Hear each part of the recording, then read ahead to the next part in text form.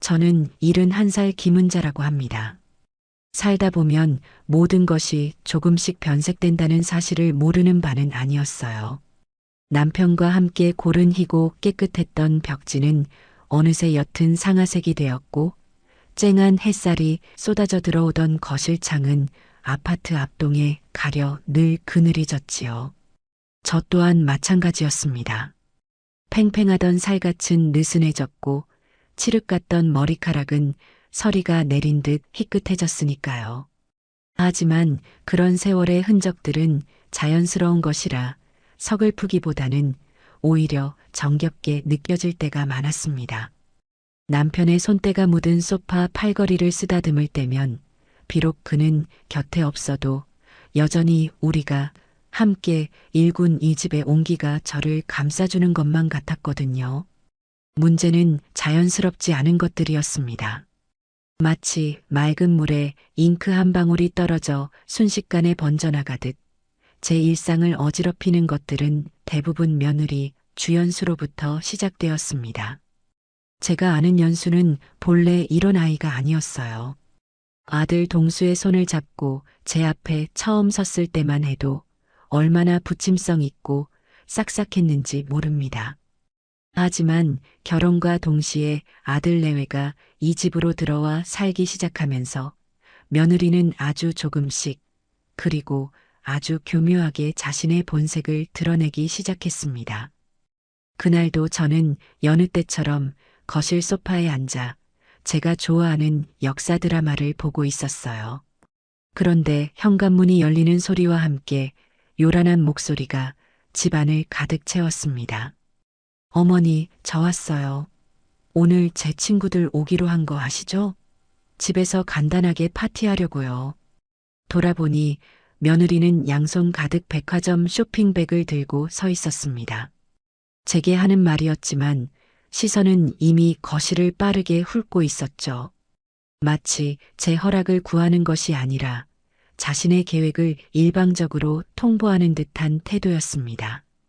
저는 그저 조용히 고개를 끄덕였습니다. 어차피 제가 반대한다고 해서 며느리의 계획이 바뀔 리 없다는 것을 이미 알고 있었으니까요. 그래, 재미있게 놀려무나. 저녁은 먹고 오는 것이냐? 에이, 어머니도. 파티하는데 누가 밥을 먹어요. 와인이랑 치즈, 뭐 그런 거 먹는 거죠. 제가 다 사왔어요. 며느리는 대수롭지 않게 대답하며 부엌으로 향했습니다. 잠시 후 현관벨이 울리고 며느리의 친구들이 하나둘씩 도착하기 시작했어요.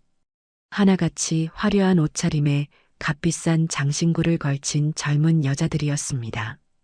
그들은 집 안에 들어서며 소파에 앉아있는 저를 흘기 쳐다볼 뿐 누구 하나 제대로 인사를 건네는 법이 없었습니다.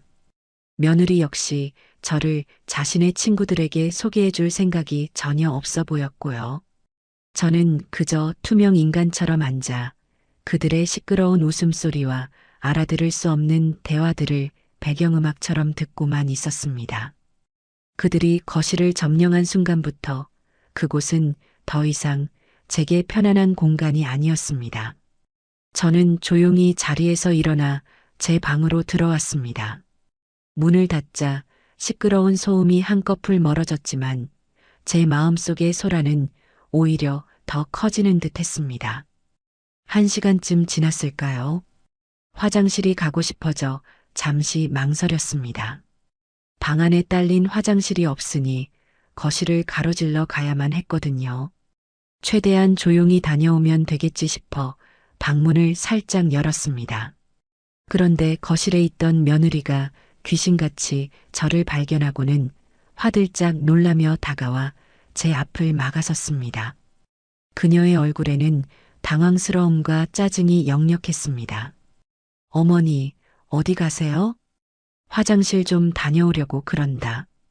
제 말에 며느리는 잠시 난처한 표정을 짓더니 이내 주위를 한번 휙 둘러보고는 목소리를 낮춰 속삭였습니다. 저기 어머니, 죄송한데 잠깐만 방에 계시면 안 될까요? 지금 거실로 나오지 마세요. 젊은 애들끼리 노는데 좀 그렇잖아요. 저는 그 순간 제 귀를 의심했습니다. 젊은 애들끼리 노는데 좀 그렇다니. 마치 제가 그들의 즐거운 시간을 방해하는 흉물이라도 되는 듯한 말투였습니다. 이 집은 제 집이고 저는 이 집의 주인이었습니다. 그런데 며느리는 제게 자신의 방에 갇혀 있으라고, 그것도 아주 정중하고 미안하다는 가면을 쓴 채로 명령하고 있었습니다.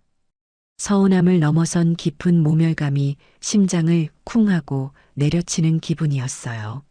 하지만 저는 며느리와 사람들 앞에서 언성을 높이며 다투고 싶지 않았습니다. 그것은 제 마지막 남은 자존심이 허락하지 않는 일이었습니다. 저는 아무 말 없이 몸을 돌려 다시 방으로 들어왔습니다. 방문이 닫히는 순간 거실에서는 다시금 폭탄 같은 웃음소리가 터져 나왔습니다. 저는 화장실에 가는 것조차 잊어버린 채 차갑게 식어가는 방 안에서 한참을 우두커니 서 있어야만 했습니다. 며칠이 지난 아침이었습니다. 전날 밤 며느리는 또 늦게까지 술을 마시고 들어와 거실에 옷가지와 가방을 아무렇게나 벗어 던져 놓았습니다. 아침잠이 없는 제가 일어나 어질러진 거실을 치우는 것은 어느새 당연한 일상이 되어 있었죠. 한숨을 쉬며 거실을 정리한 뒤 저는 베란다에 놓인 화초들에게 물을 주기 위해 작은 물뿌리개를 들었습니다.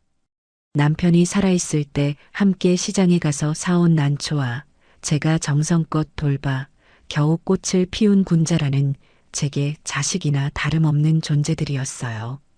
흙냄새를 맡고 파릇한 잎사귀를 닦아줄 때면 복잡했던 마음도 차분하게 가라앉곤 했습니다. 제가 낡은 수건으로 화분 받침을 닦고 있을 때였습니다. 늦잠을 자고 나온 며느리가 부스스한 얼굴로 다가오더니 대뜸 미간을 찌푸리며 말했습니다. 어머니, 아침부터 뭐 하세요? 집에서 흙냄새 나는 거 싫어요, 정말. 물을 주고 좀 가꿔야 오래 산단다. 향기도 얼마나 좋은데. 향기는 무슨 향기요? 이런 건 다 버리고 차라리 조화를 사다 놓는 게 훨씬 깔끔해요. 관리할 필요도 없고 벌레도 안 생기잖아요. 말이 끝나기 무섭게 며느리는 제가 가장 아끼는 군자란 화분을 번쩍 들어 올렸습니다.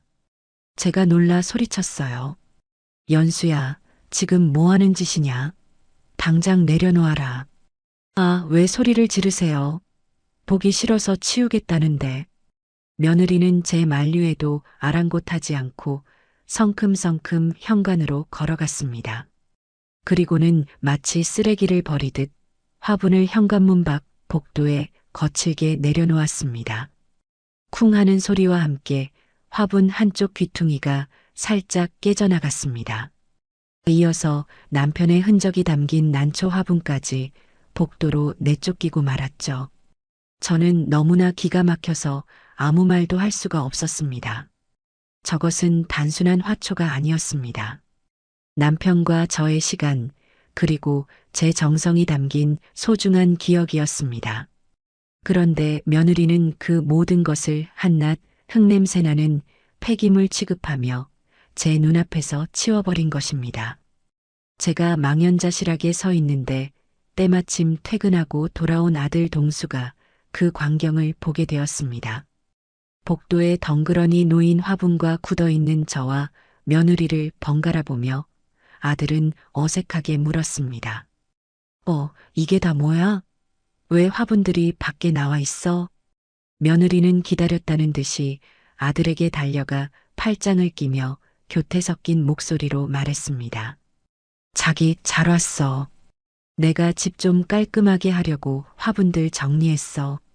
집에서 흙먼지 날리는 거보다 훨씬 낫지? 저는 아들이 제 편을 들어주리라, 적어도 아내의 잘못을 꾸짖어 주리라 기대했습니다.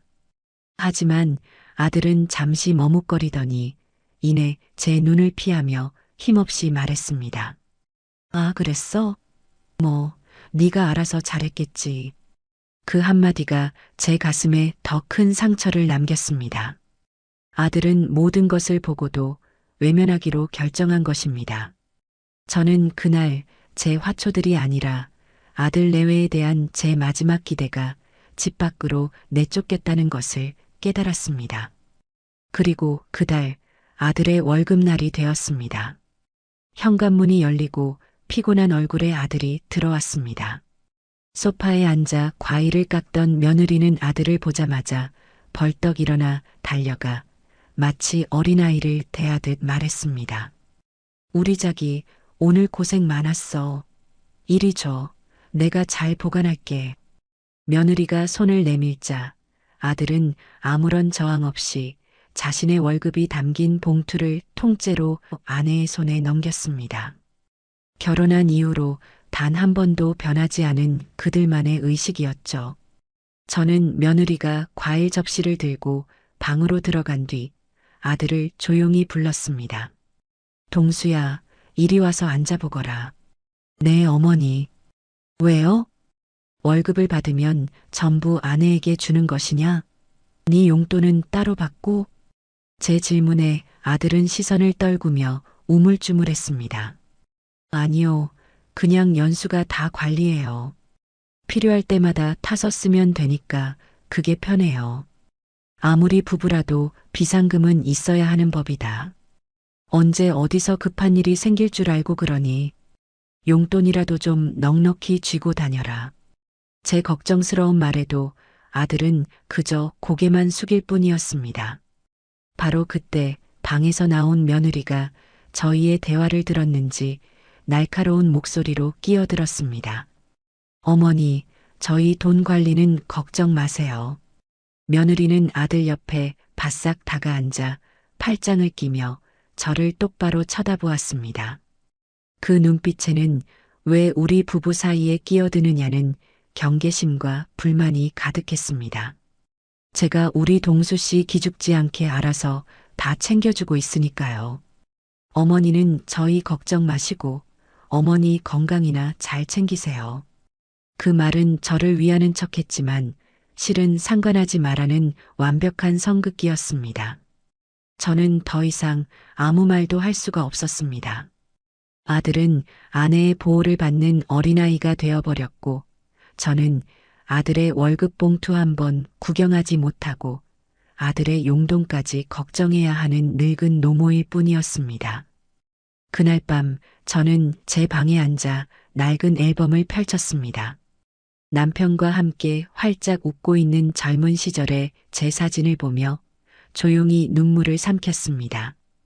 이 집에서 제 자리는 아주 조금씩 그리고 확실하게 사라지고 있었습니다. 그날 이후 집안의 공기는 마치 장마철의 솜니불처럼 무겁고 눅눅하게 가라앉았습니다. 저와 며느리 사이에는 최소한의 대화마저 사라졌고 아들 동수는 그 사이에서 어쩔 줄 몰라 하며 제 눈치와 아내의 눈치를 번갈아 살피는 가여운 족제비처럼 굴었지요. 며느리는 마치 제가 없는 사람인 양 행동했습니다. 제가 거실에 앉아 있으면 일부러 더 큰 소리로 TV를 켰고 제가 부엌에서 무언가를 하고 있으면 보란 듯이 배달 음식을 시켜 아들과 둘이서만 방에 들어가 먹곤 했습니다. 유치했지만 효과적인 방법이었습니다. 그 아이는 그런 식으로 자신의 영역에서 저를 밀어내고 제 존재감을 지워가고 있었습니다. 저는 그 모든 것을 묵묵히 지켜보았습니다. 이제 와서 서운하다거나 섭섭하다는 감정은 무의미했습니다. 제 마음속에서는 이미 무언가 단단하게 굳어지고 있었으니까요. 시간은 흘러 남편의 기일이 다가왔습니다. 저는 해마다 단 한 번도 거르지 않고 제 손으로 직접 제사 음식을 차렸습니다. 그것은 죽은 사람을 위한 의식이기도 했지만 남편과 함께했던 시간을 기억하고 추억하는 저 자신을 위한 약속이기도 했어요. 저는 새벽같이 일어나 시장에 가서 가장 좋은 재료들을 골라왔습니다. 남편이 좋아했던 육전이며 제가 정성껏 말려두었던 고사리, 손이 많이 가지만 그만큼 맛이 좋은 삼색나물까지. 부엌에 고소한 기름 냄새가 퍼지고 정갈하게 담긴 음식들이 하나둘씩 상에 올라갈 준비를 마칠 때면 저는 비로소 남편을 맞이할 준비가 된 것 같아 마음이 놓이곤 했습니다. 그날도 저는 이른 아침부터 부엌에서 분주하게 움직였습니다. 한창 동그랑땡을 붙이고 있는데 늦잠을 자고 나온 며느리가 부엌 입구에 서서 노골적으로 코를 막았습니다. 아, 어머니. 아침부터 집안에 기름 냄새가 진동을 하네요. 머리 아파요. 저는 며느리를 한번 쳐다보고는 아무 말 없이 다시 전을 뒤집었습니다. 제 무시에 기분이 상했는지 며느리는 한 걸음 더 다가와 목소리를 높였습니다. 아버님 돌아가신 지가 언젠데 아직도 이런 걸 하세요? 요즘 세상에 누가 집에서 이렇게 힘들게 제사를 지내요. 돌아가신 분은 말이 없는데 산 사람만 힘들잖아요. 이건 산 사람의 도리다. 너는 아직 어려서 모르겠지만 기억하고 마음을 다하는 것만큼 중요한 건 없는 법이야. 도리요? 그런 낡은 생각 때문에 지금 어머니가 이렇게 힘드신 거예요. 그냥 오늘 저녁에 근사한 식당 예약해서 다 같이 식사하면 그게 아버님도 더 좋아하실 일 아닐까요? 며느리는 합리적인 제안이라는 듯한 표정을 지어 보였습니다. 하지만 저는 그 말 속에 담긴 위선과 무례함을 똑똑히 보고 있었습니다. 며느리에게 제사는 그저 귀찮고 돈 드는 구시대의 유물일 뿐이었습니다. 남편에 대한 최소한의 존중도 저에 대한 배려도 찾아볼 수 없었죠. 저는 하던 일을 멈추고 며느리를 똑바로 바라보며 말했습니다. 나는 내 방식대로 아버님을 기릴 것이다. 너는 네 방식대로 하려무나. 다만 오늘 저녁상에는 너와 동수 숟가락은 없을 줄 알아라. 제 단호한 말에 며느리는 입술을 삐죽거리며 방으로 획 들어가 버렸습니다. 저는 잠시 깊은 한숨을 내쉬었습니다. 차라리 저렇게 대놓고 불만을 표출하는 것이 더 나을지도 모른다고 생각했어요. 적어도 제 앞에서는 가면을 쓰지 않으니까요. 저는 다시 묵묵히 음식을 만들기 시작했습니다. 부글부글 끓는 탕국을 보며 제 속도 저렇게 들끓고 있다는 것을 느꼈습니다. 그날 저녁 저는 남편의 사진 앞에 정성껏 차린 제사상을 올리고 홀로 절을 했습니다. 아들 내외는 정말로 방에서 나오지 않았습니다. 방문 너머로 며느리가 아들에게 무언가 속삭이는 소리와 아들의 멋쩍은 웃음소리가 희미하게 들려왔습니다. 저는 그 순간 이 집에서 남편의 흔적을 지키고 있는 사람이 저 혼자뿐이라는 깊은 고독감을 느꼈습니다. 그날 밤이었습니다. 저는 홀로 거실 소파에 앉아 멍하니 TV를 보고 있었습니다.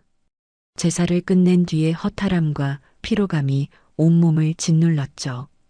그때 방에서 나온 며느리가 제 옆에 슬쩍 앉았습니다. 평소답지 않은 행동에 의아해서 쳐다보니 며느리는 아주 상냥한 목소리로 말을 걸어왔습니다. 어머니, 오늘 고생 많으셨어요. 제가 좀 도와드렸어야 했는데 죄송해요. 저는 그 사과가 진심이 아니라는 것을 알았지만 대꾸하지 않았습니다. 며느리는 잠시 머뭇거리더니 리모컨으로 TV 채널을 돌리기 시작했습니다. 화려한 인테리어를 자랑하는 강남의 신축 아파트를 소개하는 방송이 나오자 며느리는 기다렸다는 듯이 목소리 톤을 높였습니다. 와, 어머니. 저기 좀 보세요. 집 진짜 좋다. 요즘엔 저렇게 다 빌트인으로 나오고 커뮤니티 시설에 수영장까지 있대요. 우리도 저런 데서 살면 얼마나 좋을까요?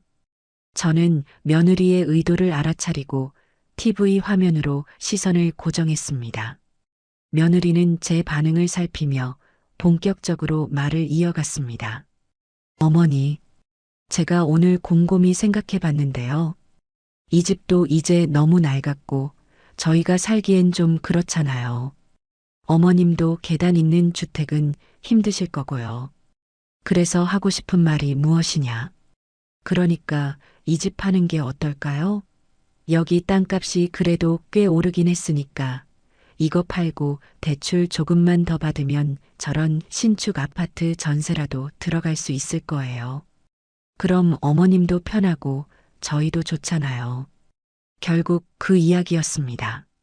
며느리는 남편의 기일에 제사상 앞에서 보였던 그 모든 무례함을 뒤로 한 채 오직 이 집을 팔아 자신의 욕심을 채울 궁리만 하고 있었던 것입니다. 제 안에서 무언가 툭 하고 끊어지는 소리가 났습니다. 안 된다. 저는 TV를 끄고 며느리를 똑바로 쳐다보며 말했습니다. 제 목소리는 얼음장처럼 차갑고 단단했습니다. 이 집은 못 판다. 여긴 네 아버님과 내 평생이 담긴 집이야. 돈으로 따질 수 있는 곳이 아니란 말이다. 평생이요? 그런 낡아 빠진 추억 때문에 이렇게 불편하게 살아야 해요? 어머니, 지금 세상이 어떤 세상인데 그런 구시대적인 생각을 하세요. 현실적으로 생각해야죠. 나에게는 그 추억이 현실이다. 돈보다 더 중요한 현실이야. 그러니 그만하거라. 이 집에 관한 이야기는 더 이상 듣고 싶지 않다. 제가 자리에서 일어나려 하자 다급해진 며느리가 제 팔을 붙잡았습니다. 그리고는 언제 상냥했냐는 듯 본색을 드러내며 악에 받친 목소리로 말했습니다. 왜요? 왜 어머니 마음대로만 하세요? 이 집 어차피 나중에 저희가 물려받을 거잖아요.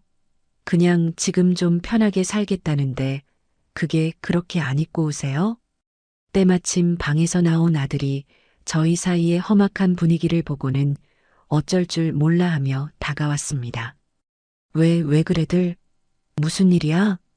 며느리는 아들을 보자마 자 더욱 기세등등해져서 저를 손가락질하며 소리쳤습니다. 어머니 좀 봐. 내가 이 집 팔고 다 같이 좋은 데로 이사 가자고 했더니 길길이 날뛰시잖아.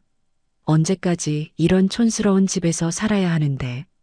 아들은 제 눈치를 한 번, 아내의 눈치를 한 번 보더니 우물쭈물하며 말했습니다. 어머니, 그래도 연수 말이 아주 틀린 건 아니. 아들의 말이 끝나기도 전에 제 안의 마지막 인내심이 바닥을 드러냈습니다. 저는 아들과 며느리를 번갈아 쳐다보았습니다. 제 아들은 이미 제 아들이 아니었습니다. 아내의 욕망에 기생하여 자신의 목소리를 잃어버린 꼭두각시일 뿐이었죠. 그리고 저를 노려보는 며느리의 눈빛 속에서 저는 더 이상 한치의 존중이나 애정도 찾아볼 수 없었습니다.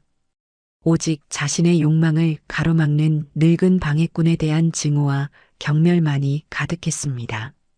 며느리는 제 침묵을 동의로 착각했는지 아니면 더는 참을 수 없었는지 결국 넘어서는 안 될 선을 넘어버리고 말았습니다. 그녀는 제 면전에 대고 그동안 마음속에 품고 있던 가장 날카로운 비수를 꺼내 꽂았습니다. 답답해 정말. 어머니만 없으면 이 집은 온전히 우리 거예요. 제발 제 인생에서, 이 집에서, 제 눈앞에서 당장 꺼져주세요. 순간 집안의 모든 소리가 멈췄습니다. 아들의 당황한 숨소리, 시계의 초침소리, 제 심장이 쿵 하고 내려앉는 소리까지 눈앞에서 당장 꺼져달라. 그 말은 제 남은 인생을 통째로 부정하는 소리였습니다. 평생을 바쳐 일군 이 집에서 제 살과 뼈를 깎아 키운 아들놈의 아내에게 저는 이제 사라져야 할 존재가 되어버린 것입니다. 저는 더 이상 아무 말도 하지 않았습니다. 그럴 필요가 없었으니까요. 저는 조용히 제 방으로 들어와 문을 닫았습니다. 눈물은 나지 않았습니다. 슬픔이나 분노 같은 감정들은 이미 차갑게 식어버렸고 그 자리에는 오직 서늘하고 명료한 결심만이 자리 잡고 있었습니다. 그래, 소원대로 해주마. 네 눈앞에서 아주 깨끗하게 사라져주마. 며느리가 제게 던졌던 그 모진 말들이 귓가에서 계속 맴돌았지만 이상하게도 더는 가슴이 아프지 않았어요. 오히려 오랜 시간 앓던 이가 쑥 빠져버린 것처럼 시원한 기분마저 들었습니다. 그래요. 저는 그날 밤 모든 것을 결정했습니다. 더 이상 이 집에서 저 아이들의 그늘 밑에서 제 남은 인생을 좀먹게 내버려 두지 않기로 말입니다. 미련, 기대, 서운함 같은 감정의 찌꺼기들이 모두 빠져나가고 나니 앞으로 제가 무엇을 해야 할지가 아주 명확하게 보였습니다. 다음 날 아침 저는 평소보다 조금 더 일찍 일어났습니다. 부엌으로 나가 밥을 안 치고 어젯밤 제사상에 올렸던 나물들을 꺼내 비빔밥을 만들 준비를 했죠. 잠시 후 부스스한 얼굴로 부엌에 들어선 며느리는 제가 아무렇지 않게 아침을 준비하는 모습을 보고는 의아한 표정을 지었습니다. 아마 제가 밤새 울거나 아니면 아침부터 자신을 붙잡고 원망이라도 퍼부을 줄 알았겠지요.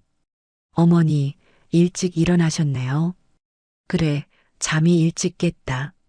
아침 먹고 출근해라. 동수도 깨우고. 저는 아주 평온한 목소리로 말했습니다. 제 태연한 모습에 며느리는 오히려 자신이 더 당황한 듯 어색하게 식탁에 와서 앉았습니다. 아들 녀석도 잠이 덜 깬 얼굴로 나와 앉았고요.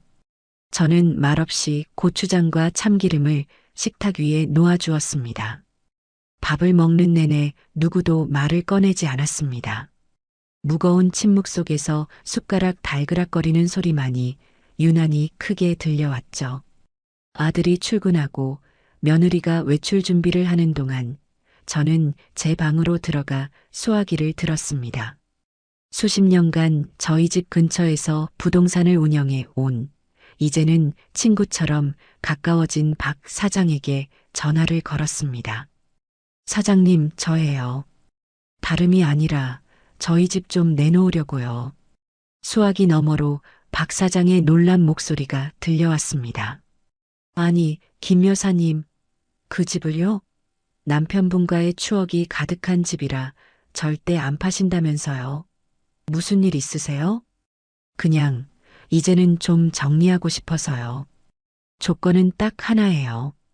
가장 빨리 그리고 제값만 받게 해주세요. 제 단호한 목소리에 박 사장도 더는 묻지 않고 알겠다고 대답했습니다. 전화를 끊고 나니 오히려 마음이 후련해졌습니다. 평생을 지고 있던 무거운 짐을 내려놓은 기분이었습니다. 그날 오후 부동산에서는 사람을 보내 집 사진을 찍어갔습니다. 며느리는 무슨 일이냐며 호들갑을 떨었지만 저는 그저 사람들에게 보여줘야 잘 팔리지 않겠니라고만 대답했습니다.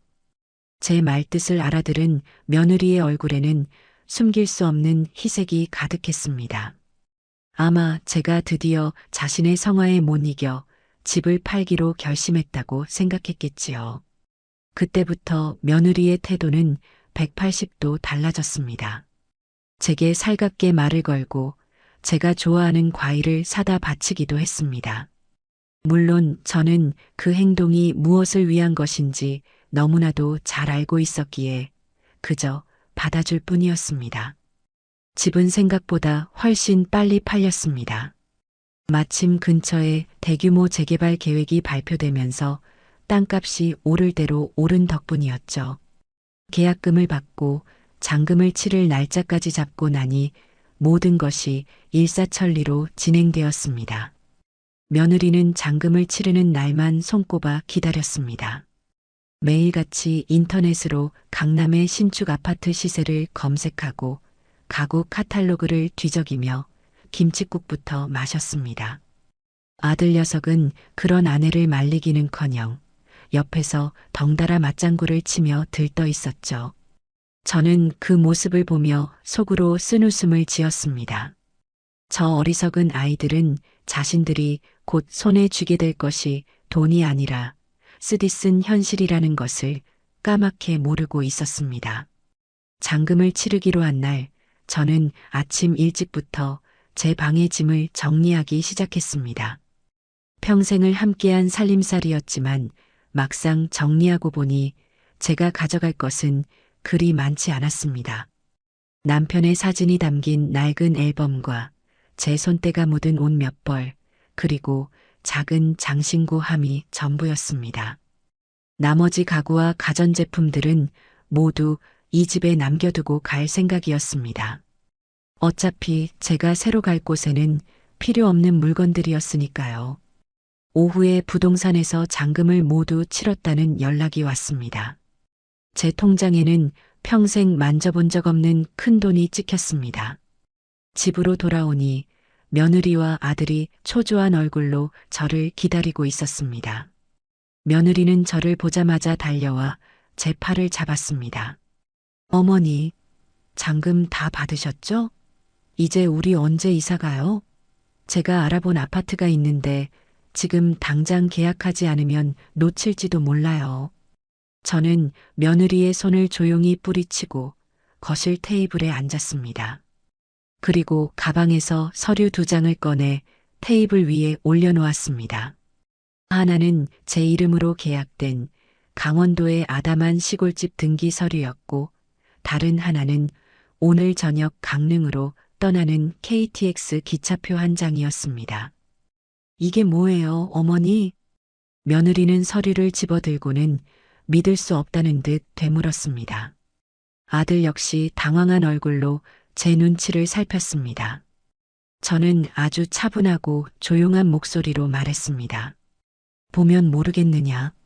내 집과 내 기차표다. 어머니 집이요? 그럼 우리는요? 우리 아파트는요? 집 한 돈은 어디 있어요? 며느리가 새파랗게 질린 얼굴로 소리쳤습니다. 저는 통장 대신 제 작은 여행 가방을 가리켰습니다. 내 짐은 저게 전부다. 이제 곧 기차 시간이니 그만 가봐야겠구나. 제가 자리에서 일어나자 며느리가 미친 사람처럼 달려들어 제 앞을 막아섰습니다. 어머니, 지금 장난하세요? 저희 돈은요? 저희가 받을 집 한 돈 주셔야죠. 그 순간 저는 제 안에 남아있던 마지막 연민마저 사라지는 것을 느꼈습니다. 저는 제 인생에서 가장 차가운 목소리로 며느리의 눈을 똑바로 쳐다보며 말했습니다. 너희 돈이라니. 참으로 이상한 말을 하는구나. 이 집은 내 평생과 네 아버님의 목숨값이 담긴 내 집이다. 그러니 이 집을 판 돈도 온전히 내 것이지. 너희가 받을 돈은 처음부터 단 1원도 없었어.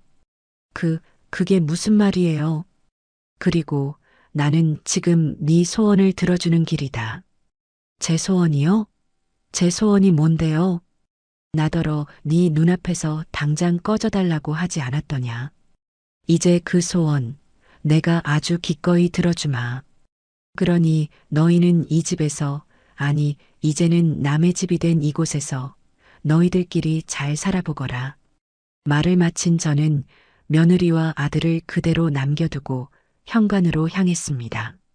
뒤에서 며느리가 악을 쓰고 아들이 저를 부르는 소리가 들렸지만 저는 단 한 번도 뒤를 돌아보지 않았습니다. 현관문을 열고 밖으로 나오자 시원한 저녁바람이 제 뺨을 스쳤습니다. 저는 평생을 살았던 집을, 제 모든 것이었던 그 공간을 그렇게 제 발로 걸어 나왔습니다. 이상하게도 슬프거나 외롭지 않았습니다. 오히려 날아갈 듯 가벼운 해방감이 온몸을 감쌌습니다.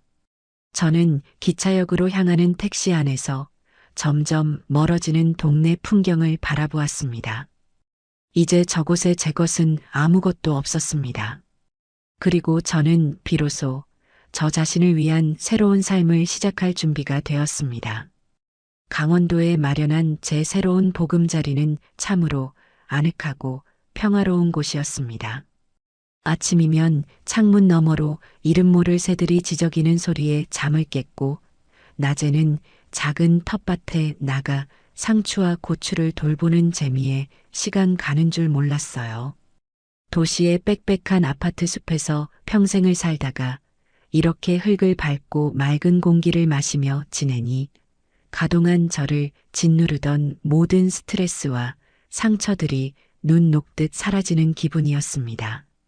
마을 사람들도 모두 순박하고 따뜻한 분들이라 낯선 외지인인 저를 금세 이웃으로 받아들여 주셨습니다.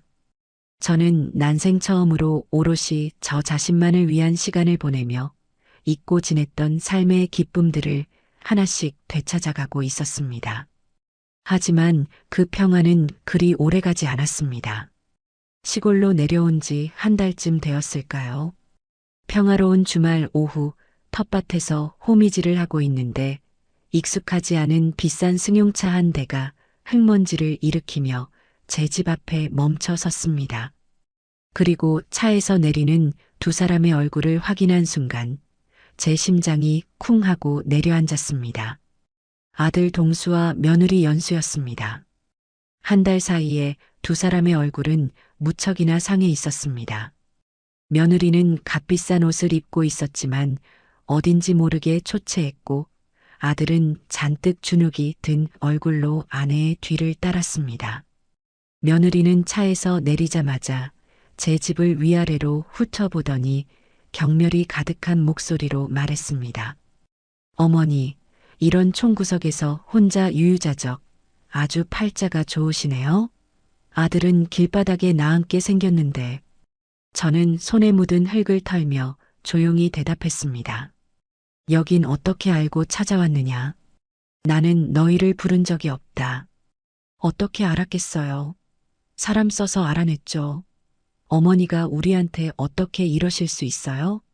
어떻게 자식들한테 말 한마디 없이 집을 팔고 돈을 전부 들고 도망칠 수가 있냐고요.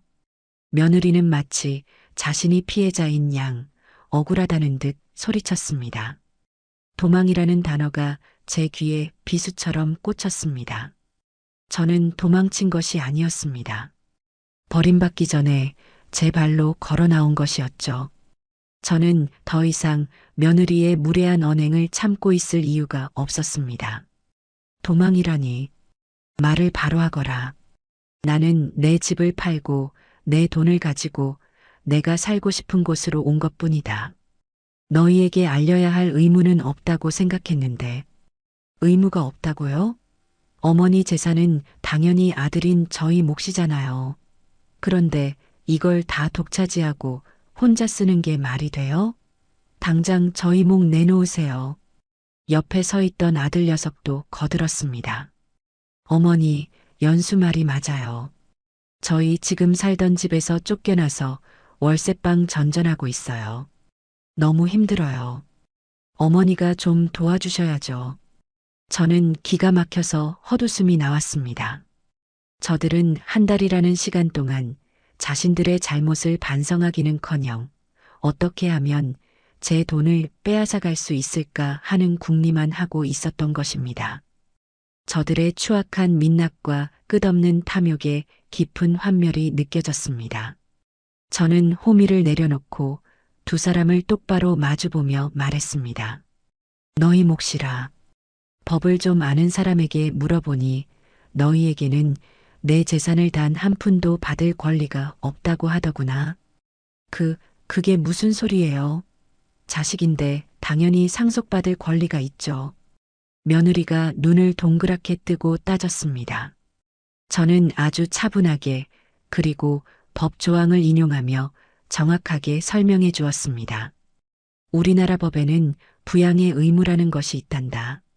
자식은 부모를 부양할 의무가 있지. 하지만 너희는 어땠더냐? 나를 부양하기는커녕 한 집에 사는 동안 생활비 한 푼 준 적이 없었고 나를 없는 사람 취급하며 무시하고 결국에는 내 집에서 나를 내쫓으려고까지 했다. 그렇게 부양의 의무를 저버린 자식에게는 부모의 재산을 물려받을 권리 또한 사라지는 법이야. 이걸 상속 결격 사유라고 부른다더구나.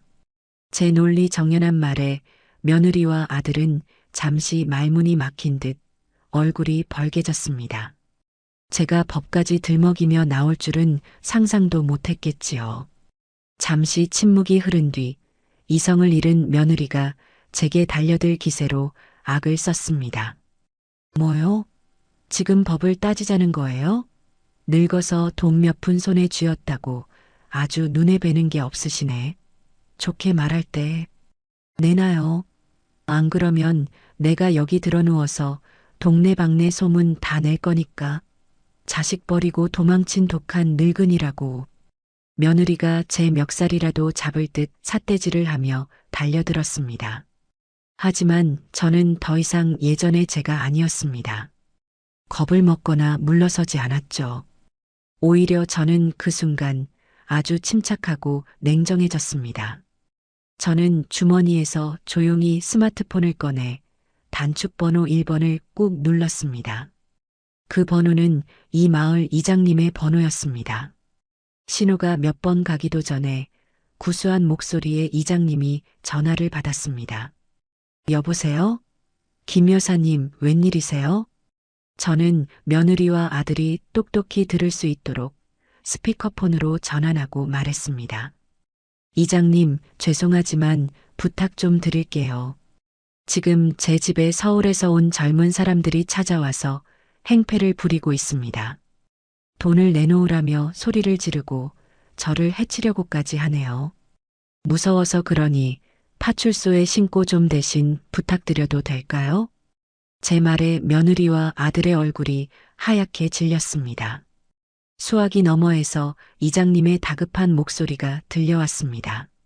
뭐라고요? 아니, 어떤 놈들이 감히. 여사님, 거기 꼼짝 말고 계세요. 제가 지금 바로 동네 청년들이랑 같이 그리로 달려갈 테니까. 전화가 끊기고 정적이 흘렀습니다.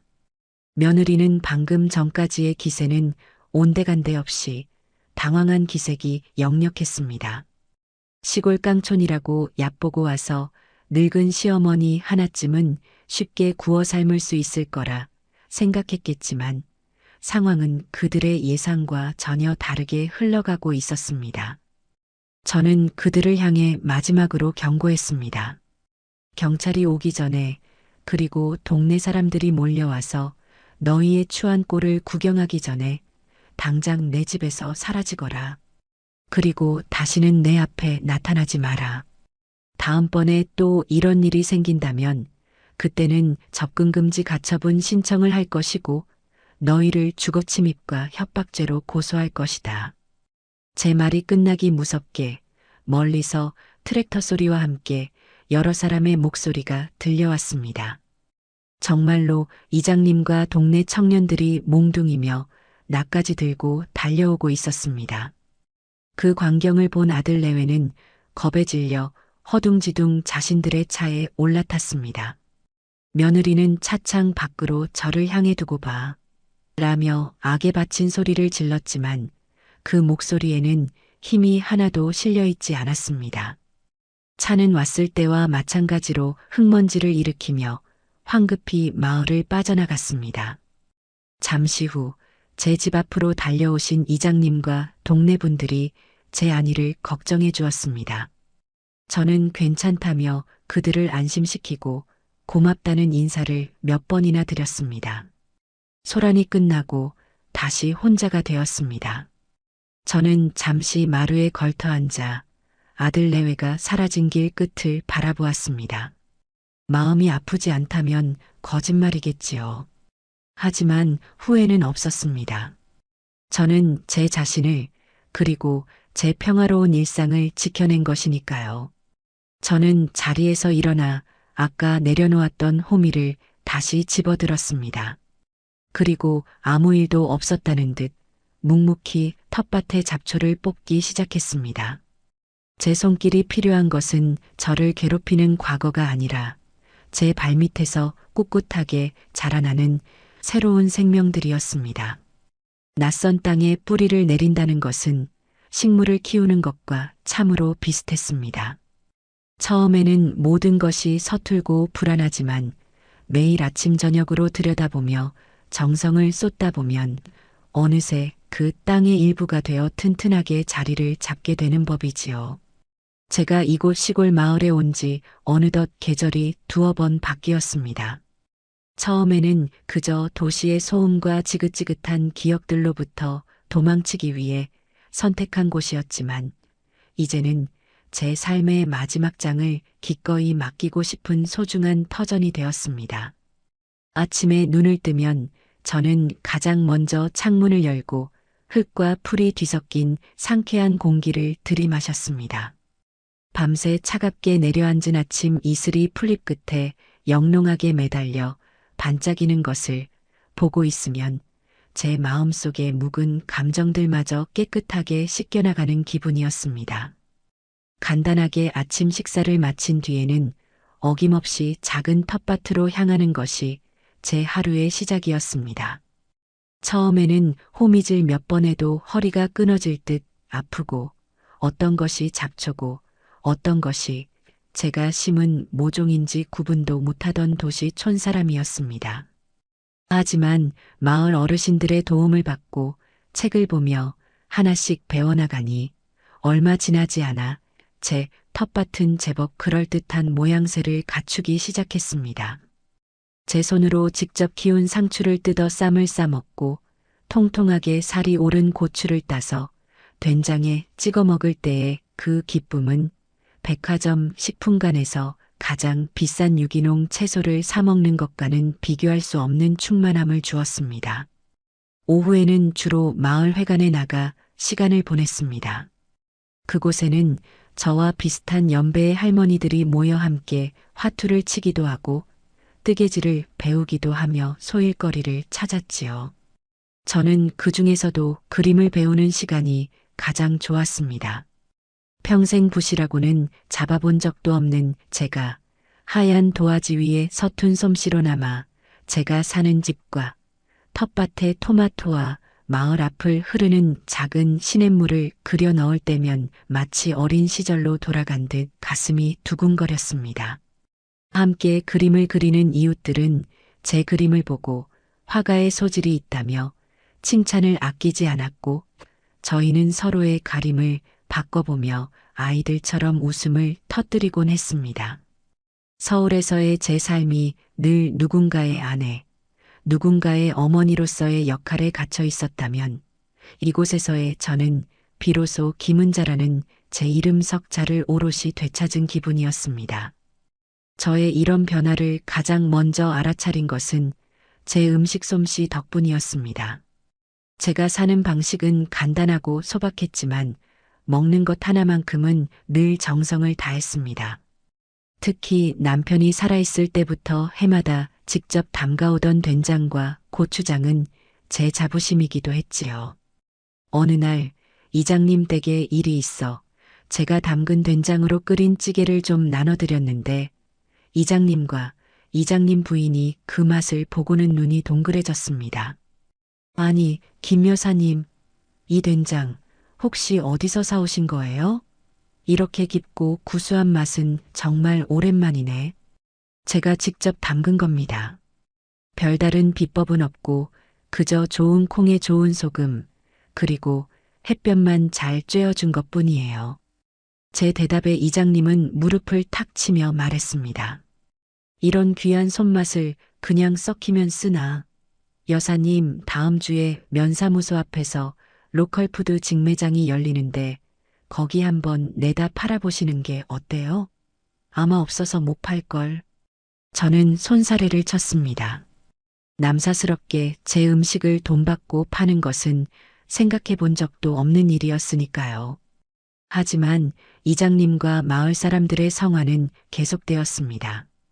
결국 저는 등 떠밀리듯 믿져야 본전이라는 생각으로 큰 항아리에 담겨있던 된장과 고추장을 작은 단지에 나눠 담았습니다. 그리고 은자 할머니의 장독대라는 지금 생각하면 조금 촌스럽기 그지없는 이름표를 손글씨로 써서 붙였습니다. 결과는 놀라웠습니다.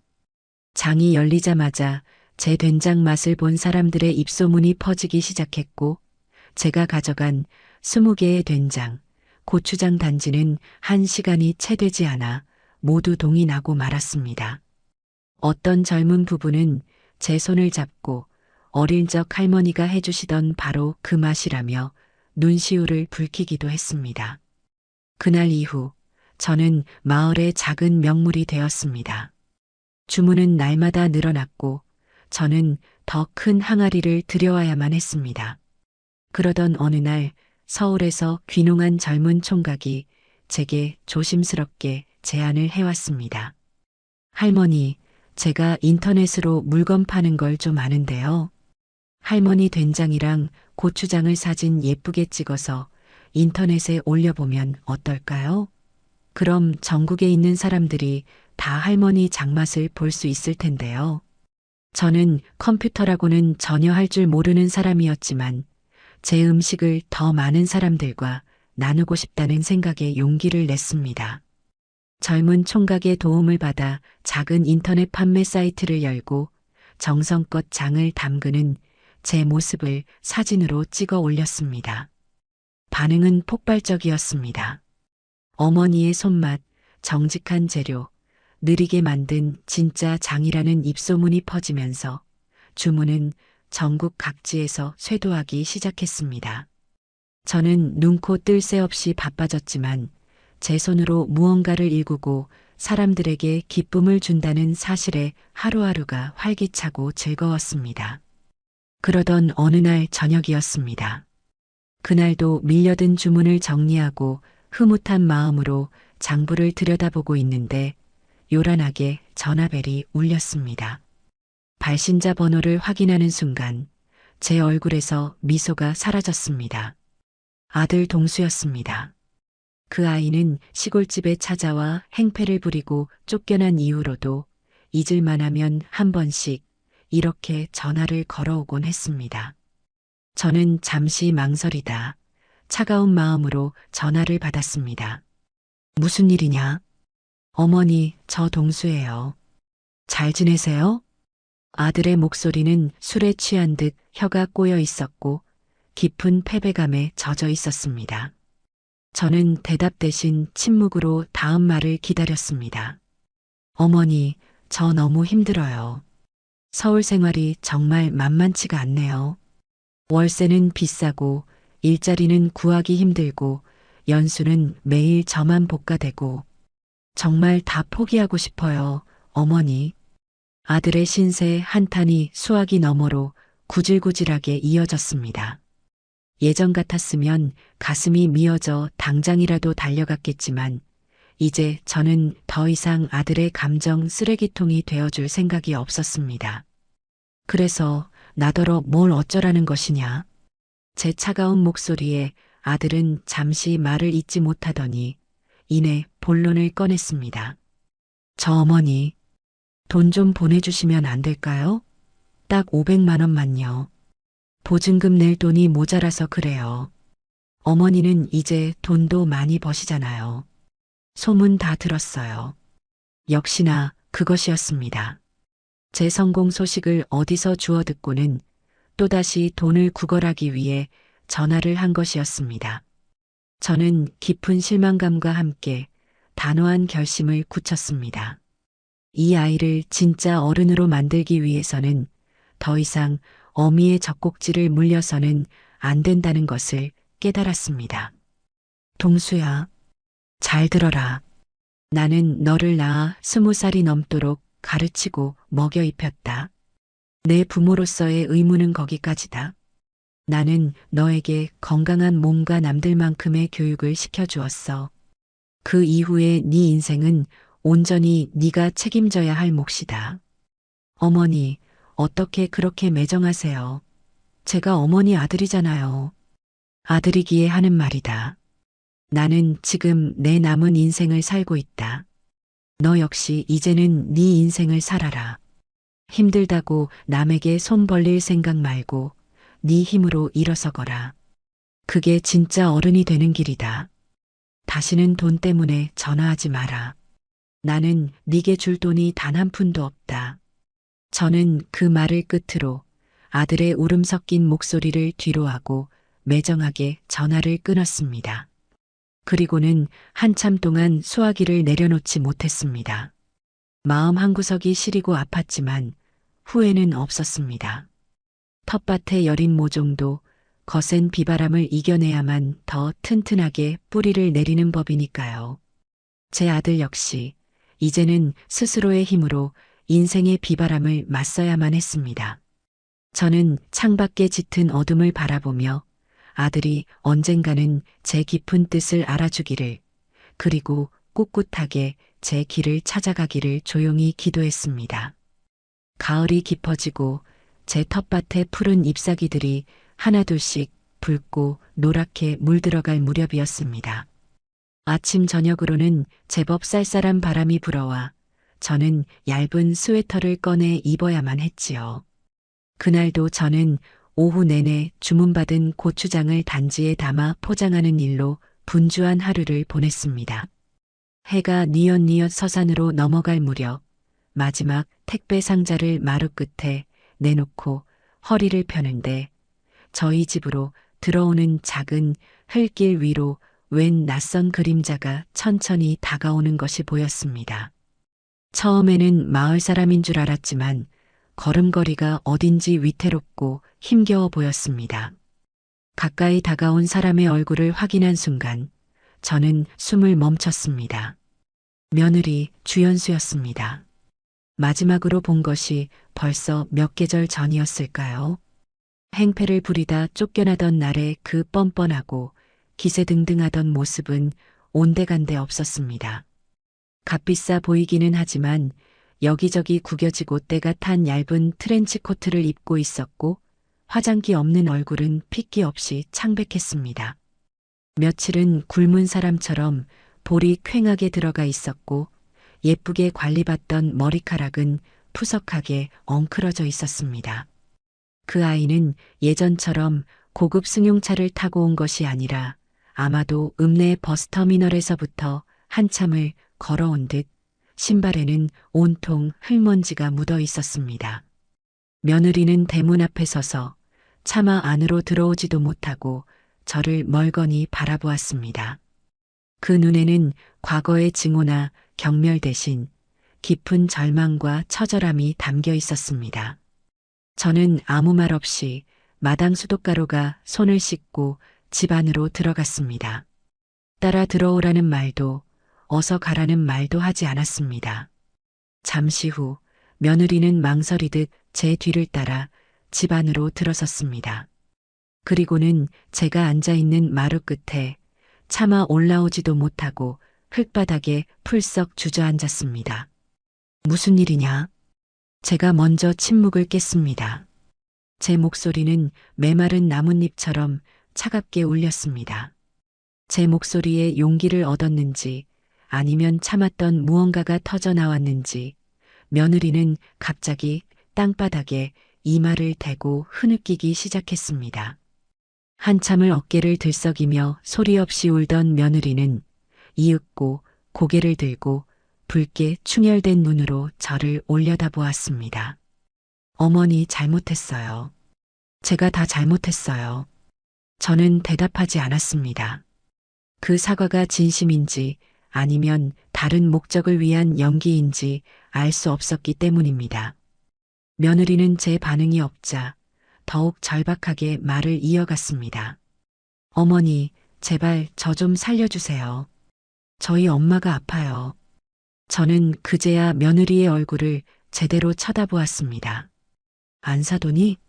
어디가 아프다는 말이냐? 폐암 말기래요. 지금 당장 수술하지 않으면 몇 달 못 사신대요, 어머니. 며느리는 말을 잇지 못하고 다시금 오열했습니다. 저는 잠시 아무 생각도 할 수 없었습니다. 안사돈이라면 결혼식장에서 곱게 한복을 차려입고 수줍게 웃던 그 왜소하고 선한 인상의 여인이었습니다. 그 후로 몇 번 왕래가 있긴 했지만 딸과는 달리 참으로 조용하고 속 깊은 사람이라고 생각했었지요. 그런 사람이 암에 걸렸다니, 그것도 말기라니. 뜬금없는 소식에 마음 한구석이 덜컥 내려앉는 기분이었습니다. 하지만 저는 곧 마음을 다잡았습니다. 며느리가 지금 제 앞에서 흘리는 눈물이 과연 순수한 슬픔의 눈물일까? 저는 며느리의 눈을 똑바로 쳐다보며 물었습니다. 그래서 나를 찾아온 이유가 무엇이냐? 제 질문의 의도를 알아차린 며느리는 울음을 그치고 제게 기어오다시피 다가왔습니다. 그리고는 제 다리를 붙잡고 애원하기 시작했습니다. 돈이 없어요, 어머니. 수술비가 너무 많이 드는데 저희는 지금 당장 집 보증금도 빼서 써버린 알거지예요. 동수 씨 월급으로는 입원비도 감당이 안 돼요. 어머니 제발 돈 좀 빌려주세요. 제가 평생 일해서라도 꼭 갚을게요. 네. 저희 엄마 좀 살려주세요, 어머니. 결국 또 돈이었습니다. 저는 제 다리를 붙잡고 매달리는 며느리를 차갑게 내려다보았습니다. 그 순간 과거의 며느리가 제게 퍼부었던 모든 모진 말과 행동들이 파노라마처럼 머릿속을 스쳐 지나갔습니다. 저를 투명 인간 취급하던 일, 제 소중한 화분을 내다버린 일, 그리고 제 면전에 대고 눈앞에서 꺼져달라고 소리치던 그 순간까지 저는 제 다리를 붙잡은 며느리의 손을 힘주어 떼어냈습니다. 그리고 제 인생에서 가장 차가운 목소리로 말했습니다. 그래서 그게 나와 무슨 상관이지? 네. 어머니. 네 어머니가 아픈 것은 참으로 안 된 일이다. 하지만 내가 왜 네 어머니의 수술비를 대주어야 하지? 나는 네게 돈을 빌려줘야 할 아무런 의무가 없다. 제 단호한 말에 며느리는 믿을 수 없다는 표정으로 저를 올려다보았습니다.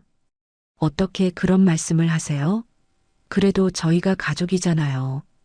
가족? 나를 집에서 내쫓으려던 그 순간에도 네가 나를 가족이라고 생각했었느냐?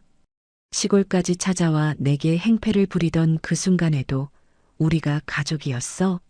너는 필요할 때만 가족을 찾고 필요 없을 때는 헌신짝처럼 버리는구나. 나는 그런 편리한 가족이 되어줄 생각이 없다. 저는 자리에서 일어나 방으로 들어가려 했습니다. 제 등 뒤로 며느리의 절규가 들려왔습니다.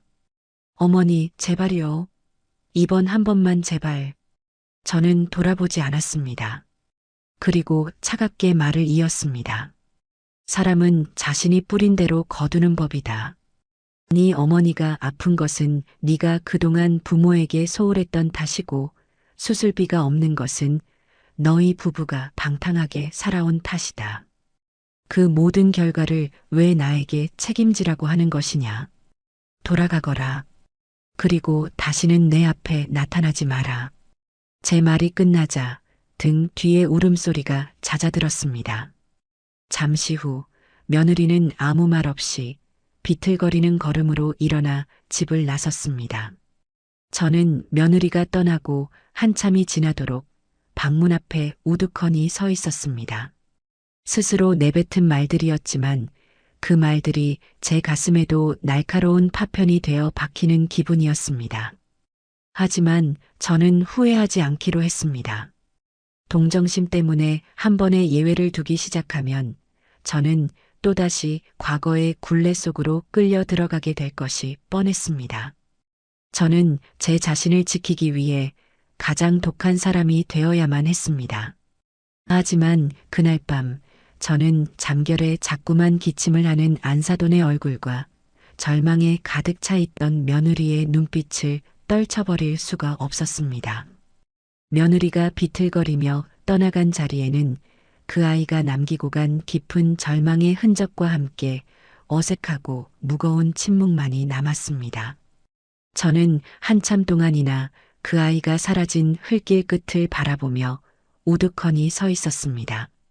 독한 말을 쏟아내고 매몰차게 돌아섰지만 제 마음은 어찌된 일인지 조금도 후련하지 않았습니다. 오히려 차갑게 식은 아궁이에 찬물을 한 바가지 들이부은 것처럼 싸늘한 냉기만이 온몸으로 퍼져나가는 듯 했습니다. 나와는 상관없는 일이다. 뿌린 대로 거두는 법이지. 머릿속으로는 수없이 되뇌었지만 제 가슴은 그 말을 온전히 받아들이지 못하고 있었습니다. 저는 애써 아무렇지 않은 척 일상으로 돌아가려 노력했습니다. 밀린 택배 상자를 마저 포장하고 저녁을 짓기 위해 텃밭으로 나가 시든 깻잎을 땄습니다.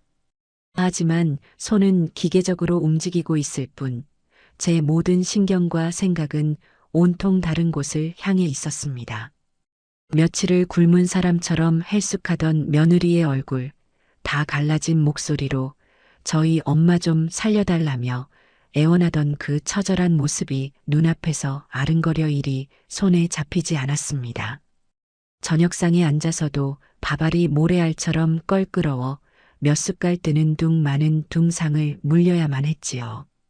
그날 밤 저는 잠을 이룰 수가 없었습니다. 자리에 누워 눈을 감으면 오래전 제 남편이 병상에 누워 힘겹게 숨을 몰아쉬던 마지막 모습이 떠올랐습니다. 그때의 저 역시 단 하루라도 남편의 시간을 더 붙잡고 싶어 병원비에 보탤 돈을 구하기 위해 이리저리 뛰어다니며 얼마나 많은 눈물을 삼켰던가요? 돈이 없다는 것이 사랑하는 가족의 생사를 지켜보는 것만큼이나 비참하고 끔찍한 일이라는 것을 저는 누구보다 잘 알고 있었습니다. 물론 며느리와 저는 경우가 달랐습니다. 그 아이는 저를 가족으로 생각하지도 않았고 제게 씻을 수 없는 상처를 주었습니다. 하지만 그렇다고 해서 죄 없는 안사돈마저 외면하는 것이 과연 옳은 일일까요? 주연수의 어미가 아닌 오미경이라는 한 사람의 생명으로 본다면 제가 가진 돈으로 살릴 수 있는 목숨을 며느리가 밉다는 이유 하나만으로 모른 척하는 것이 과연 사람의 도리일까? 밤새도록 제 안에서는 두 개의 자아가 치열하게 싸웠습니다. 하나의 자아는 제게 속삭였습니다. 내가 왜?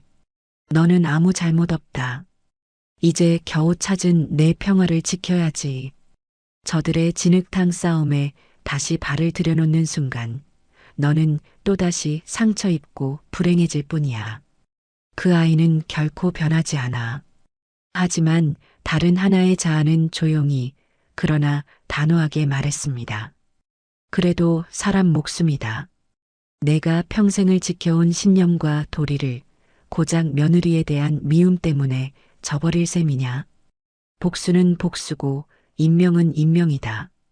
이 일을 외면한다면 너는 평생 그 죄책감의 무게를 지고 살아야 할 것이다. 뜬 눈으로 밤을 새우고 동틀녘의 희미한 여명을 창밖으로 바라보며 저는 결심했습니다. 이 괴로운 불확실성을 끝내야만 했습니다. 며느리의 말이 진실인지 아니면 제 동정심을 얻어내기 위한 거짓말인지 그것부터 확인해야 했습니다. 만약 거짓이라면 저는 이 지긋지긋한 인연의 끈을 한치의 미련도 없이 잘라낼 수 있을 터였습니다. 그리고 만약에 그것이 사실이라면 그 후의 일은 그때 가서 다시 결정하기로 마음먹었습니다. 문제는 확인 방법이었습니다. 며느리나 아들에게 직접 연락을 할 수는 없는 노릇이었습니다. 고민 끝에 몇 년간 한 번도 누르지 않았던 안사돈의 전화번호를 찾아냈습니다. 저는 몇 번이나 망설이다 큰 마음을 먹고 수화기를 들었습니다. 어색한 첫 인사를 나누고 한참이나 날씨 이야기며 농사 이야기를 나누며 안부를 물었습니다. 그리고는 최대한 자연스럽게 마치 안사돈 생각이 나서 전화한 것처럼 이야기를 꺼냈습니다. 제가 요즘 집에서 된장이랑 고추장을 담가서 팔고 있는데 문득 안사돈 생각이 나지 않겠어요. 맛이나 한번 보시라고 보내드릴까 하는데 혹시 요즘 건강은 어떠신지요? 제 말에 수화기 너머의 목소리가 순간 무겁게 가라앉았습니다.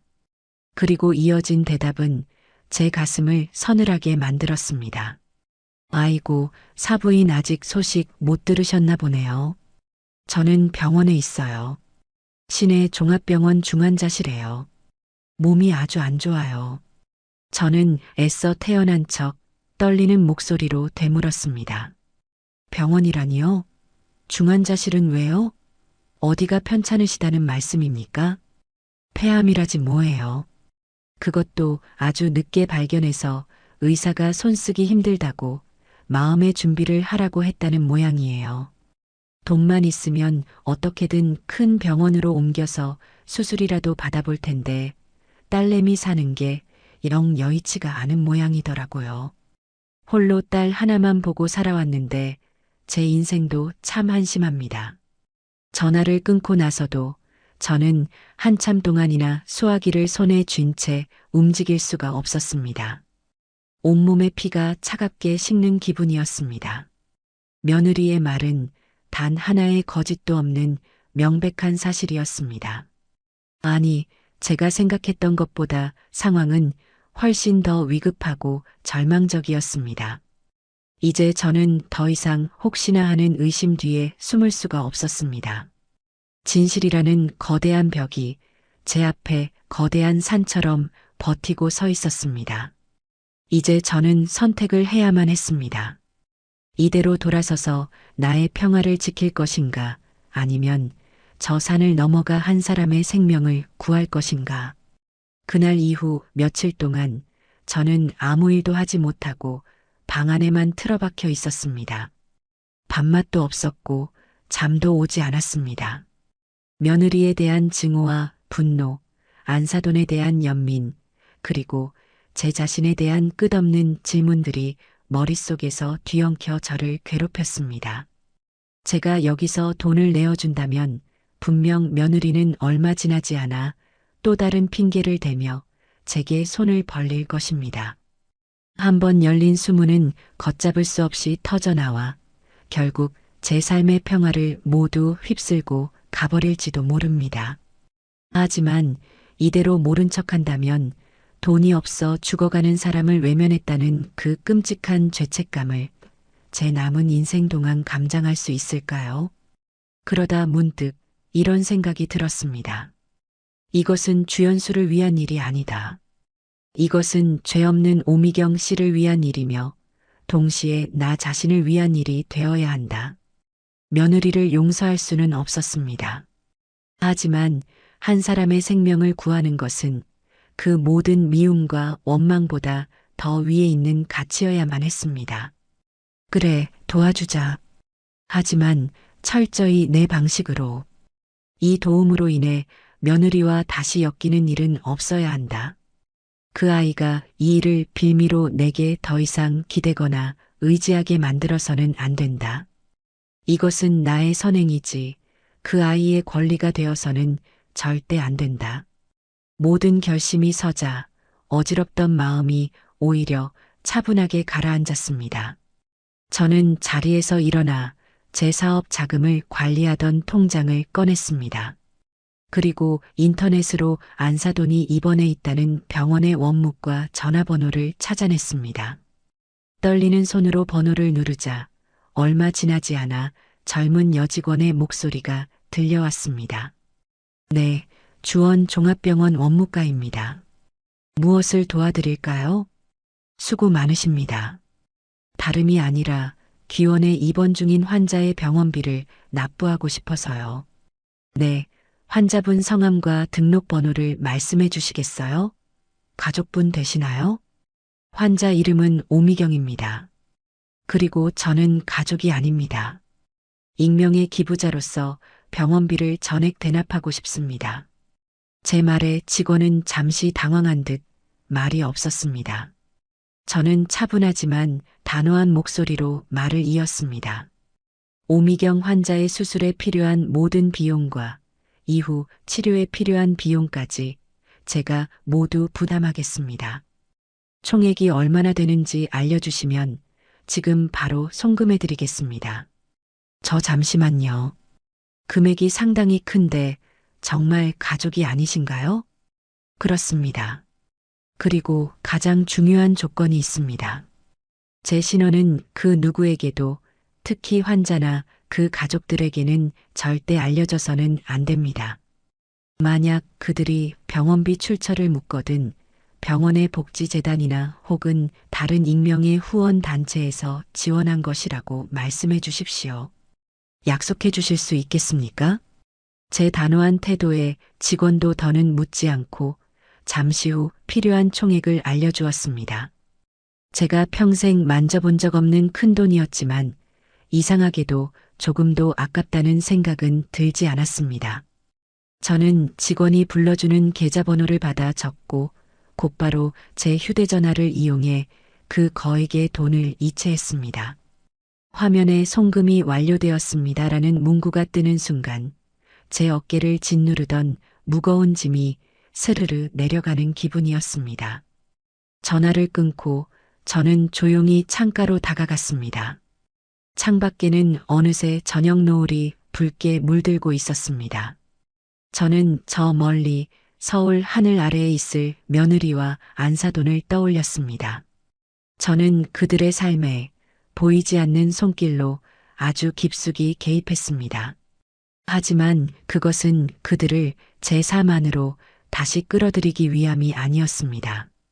오히려 그들을 제 삶 밖으로 완전히 밀어내고 저 자신 역시 그들에 대한 마음의 빚에서 완전히 자유로워지기 위한 저만의 마지막 의식이었습니다.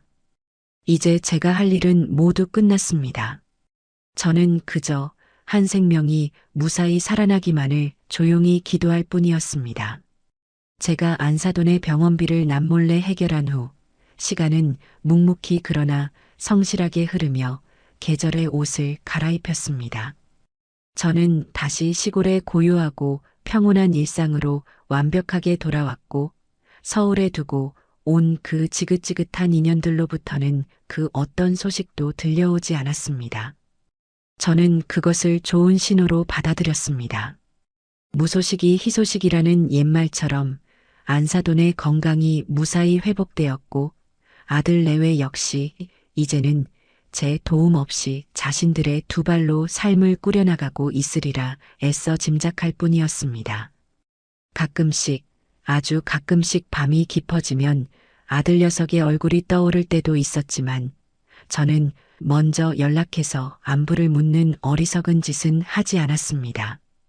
이미 제 손을 떠난 연이라고, 이제는 그들이 알아서 헤쳐나가야 할 삶이라고 스스로에게 되뇌며 애써 선을 그었지요. 제 작은 사업은 놀라울 정도로 번창했습니다. 처음에는 소일거리로 시작했던 은자 할머니의 장독대는 이제 제법 이름이 알려져 전국의 미식가들이 먼저 찾아주는 귀한 이름이 되었습니다. 주물량을 맞추기 위해 더 큰 장독을 수십 개 들여와야 했고 마을의 부녀의 어머님들 몇 분께 수고비를 드리고 함께 일을 할 정도로 규모가 커졌습니다. 저는 좋은 재료를 구하기 위해 새벽같이 인근의 오일장을 찾아다니고 밤늦게까지 컴퓨터 앞에 앉아 주문서를 정리하며 눈코 뜰 새 없이 바쁜 나날을 보냈습니다. 그렇게 몸을 고되게 움직이고 일에 몰두하다 보면 서울에서의 기억, 며느리의 날카로운 목소리, 아들의 무기력한 눈빛 같은 저를 좀먹던 상념들을 잠시나마 잊을 수 있었습니다. 그러던 어느 날 오후였습니다. 잠시 차를 마시며 쉬는 동안 습관처럼 지역 신문사의 홈페이지에 들어가 소소한 소식들을 읽어 내려가고 있었습니다. 그러다 제 눈을 의심하게 만드는 아주 작은 제목의 기사 하나를 발견했습니다. 작은 나눔, 큰 기적 주원 종합병원에 찾아온 얼굴 없는 천사. 저는 저도 모르게 마른 침을 삼키며 떨리는 손으로 기사를 클릭했습니다. 기사의 내용은 이러했습니다. 몇 달 전 말기 폐암으로 시한부 선고를 받았던 60대 여성 오미경 씨가 한 익명의 독지가가 건넨 거액의 수술비 덕분에 기적적으로 수술을 받고 제2의 인생을 살게 되었다는 한편의 드라마 같은 이야기였습니다. 기사에는 환자의 딸과의 짧은 인터뷰 내용도 실려 있었습니다.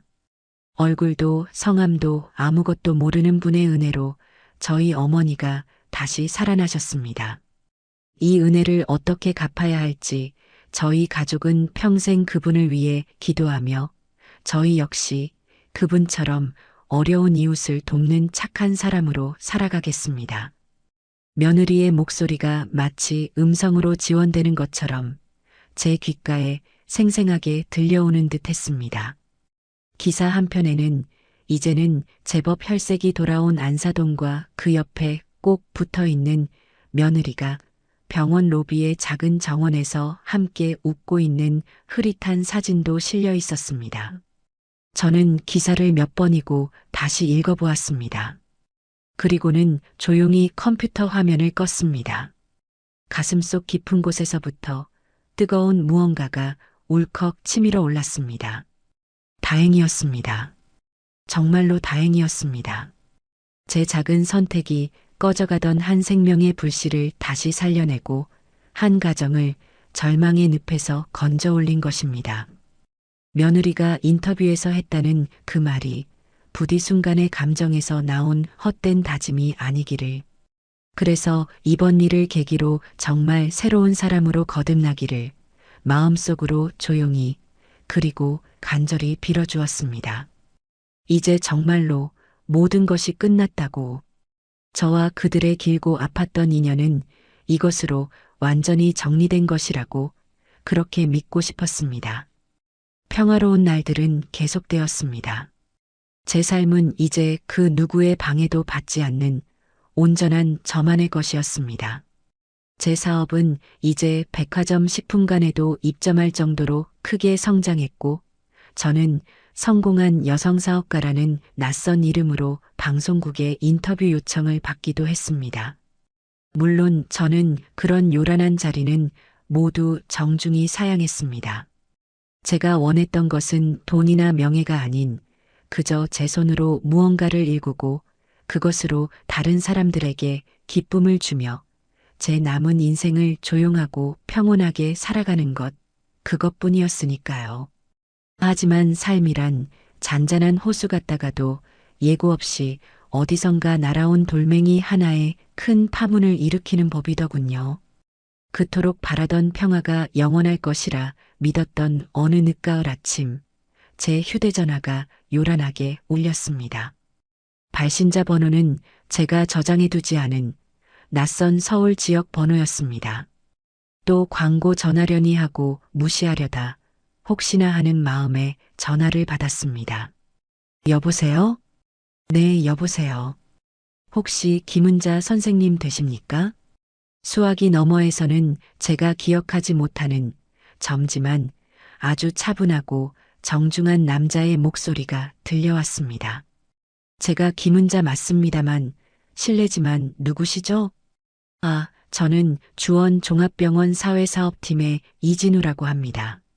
선생님, 기억하실지 모르겠습니다. 다름이 아니라 작년 가을에 저희 병원 환자이셨던 오미경님을 위해 익명으로 기부해 주신 일 때문에 부득이하게 연락을 드리게 되었습니다. 심장이 철렁 내려앉았습니다. 잊고 있던 이름, 애써 묻어두었던 기억이었습니다. 병원에서 제게 연락을 하다니요.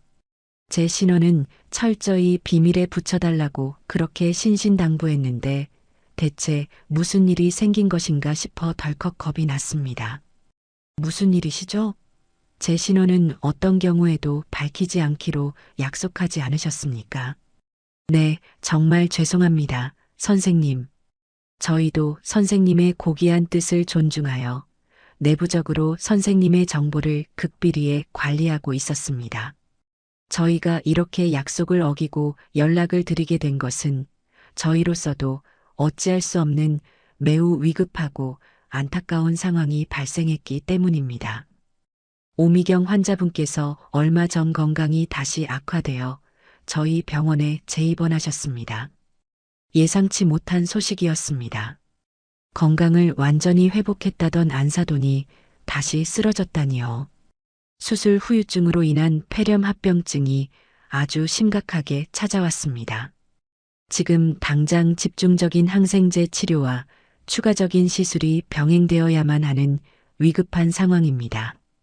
하지만 선생님께서도 짐작하시겠지만 보호자 측에서는 더 이상 병원비를 감당할 경제적 능력이 전혀 없는 상태입니다.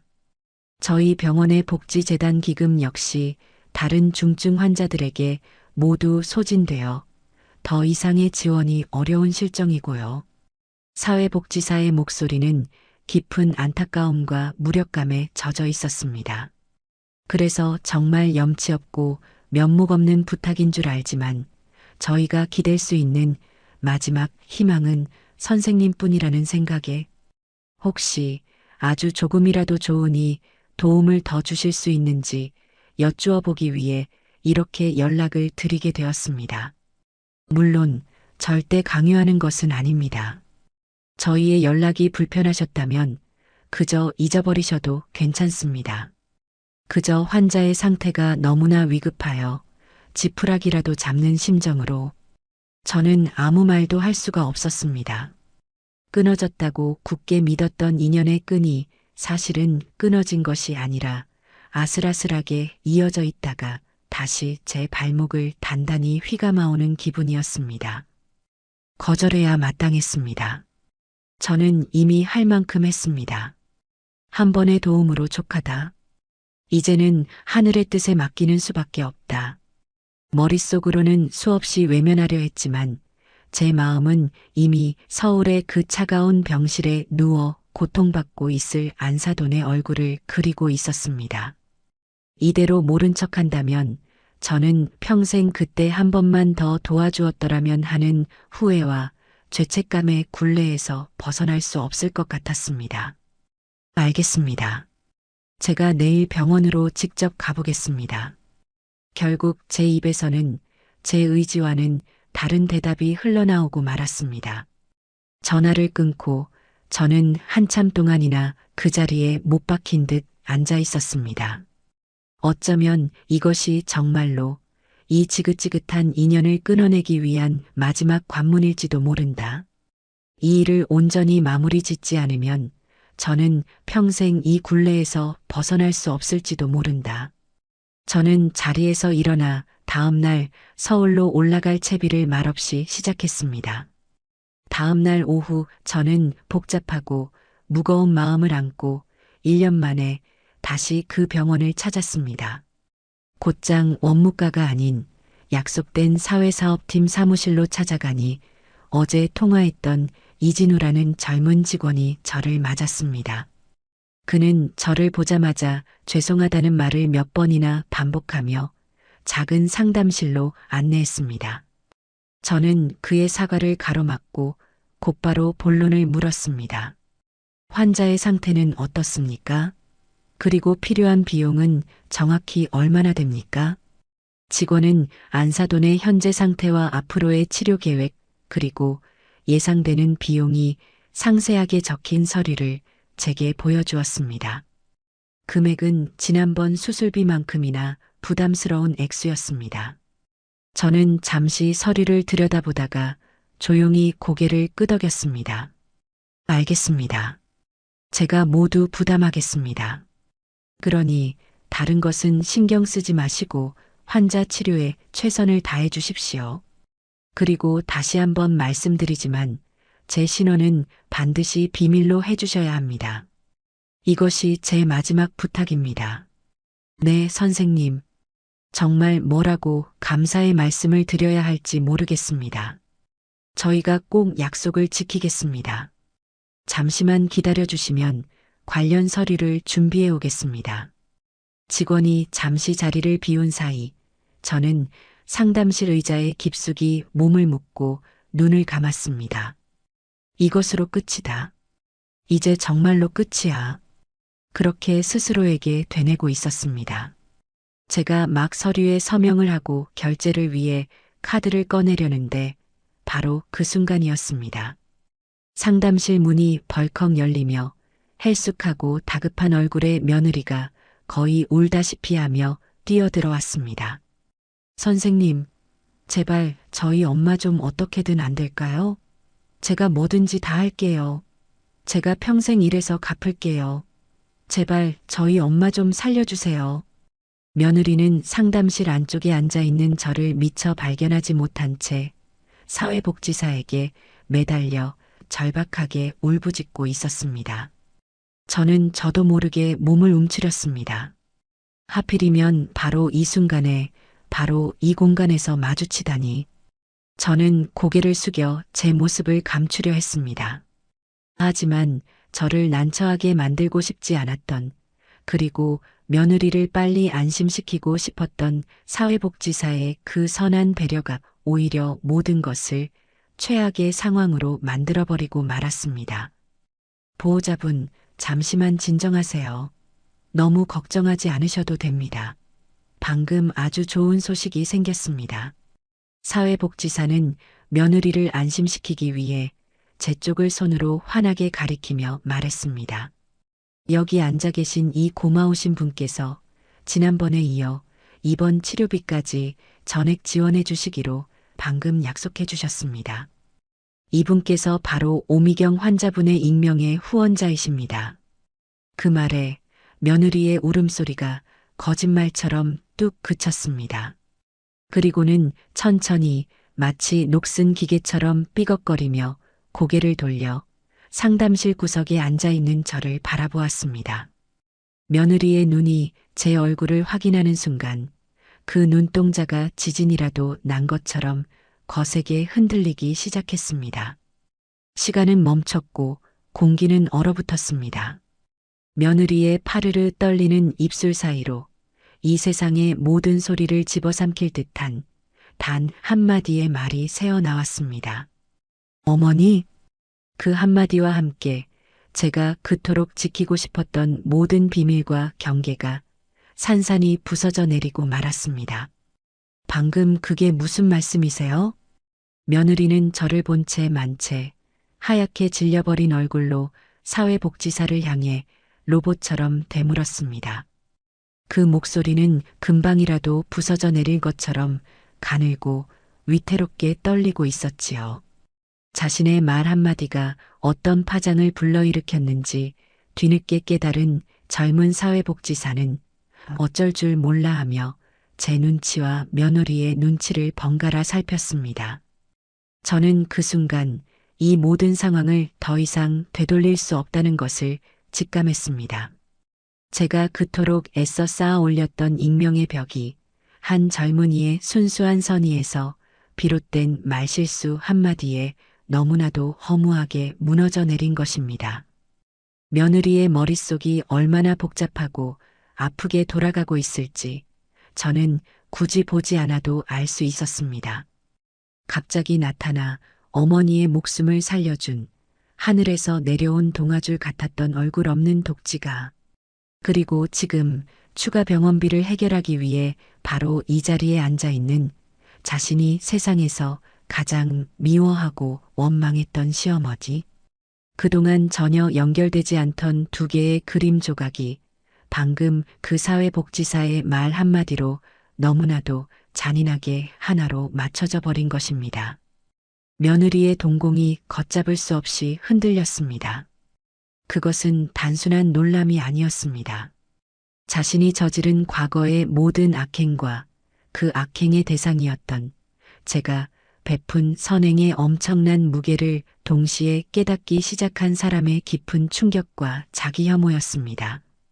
저는 더 이상 그 자리에 앉아 있을 수가 없었습니다.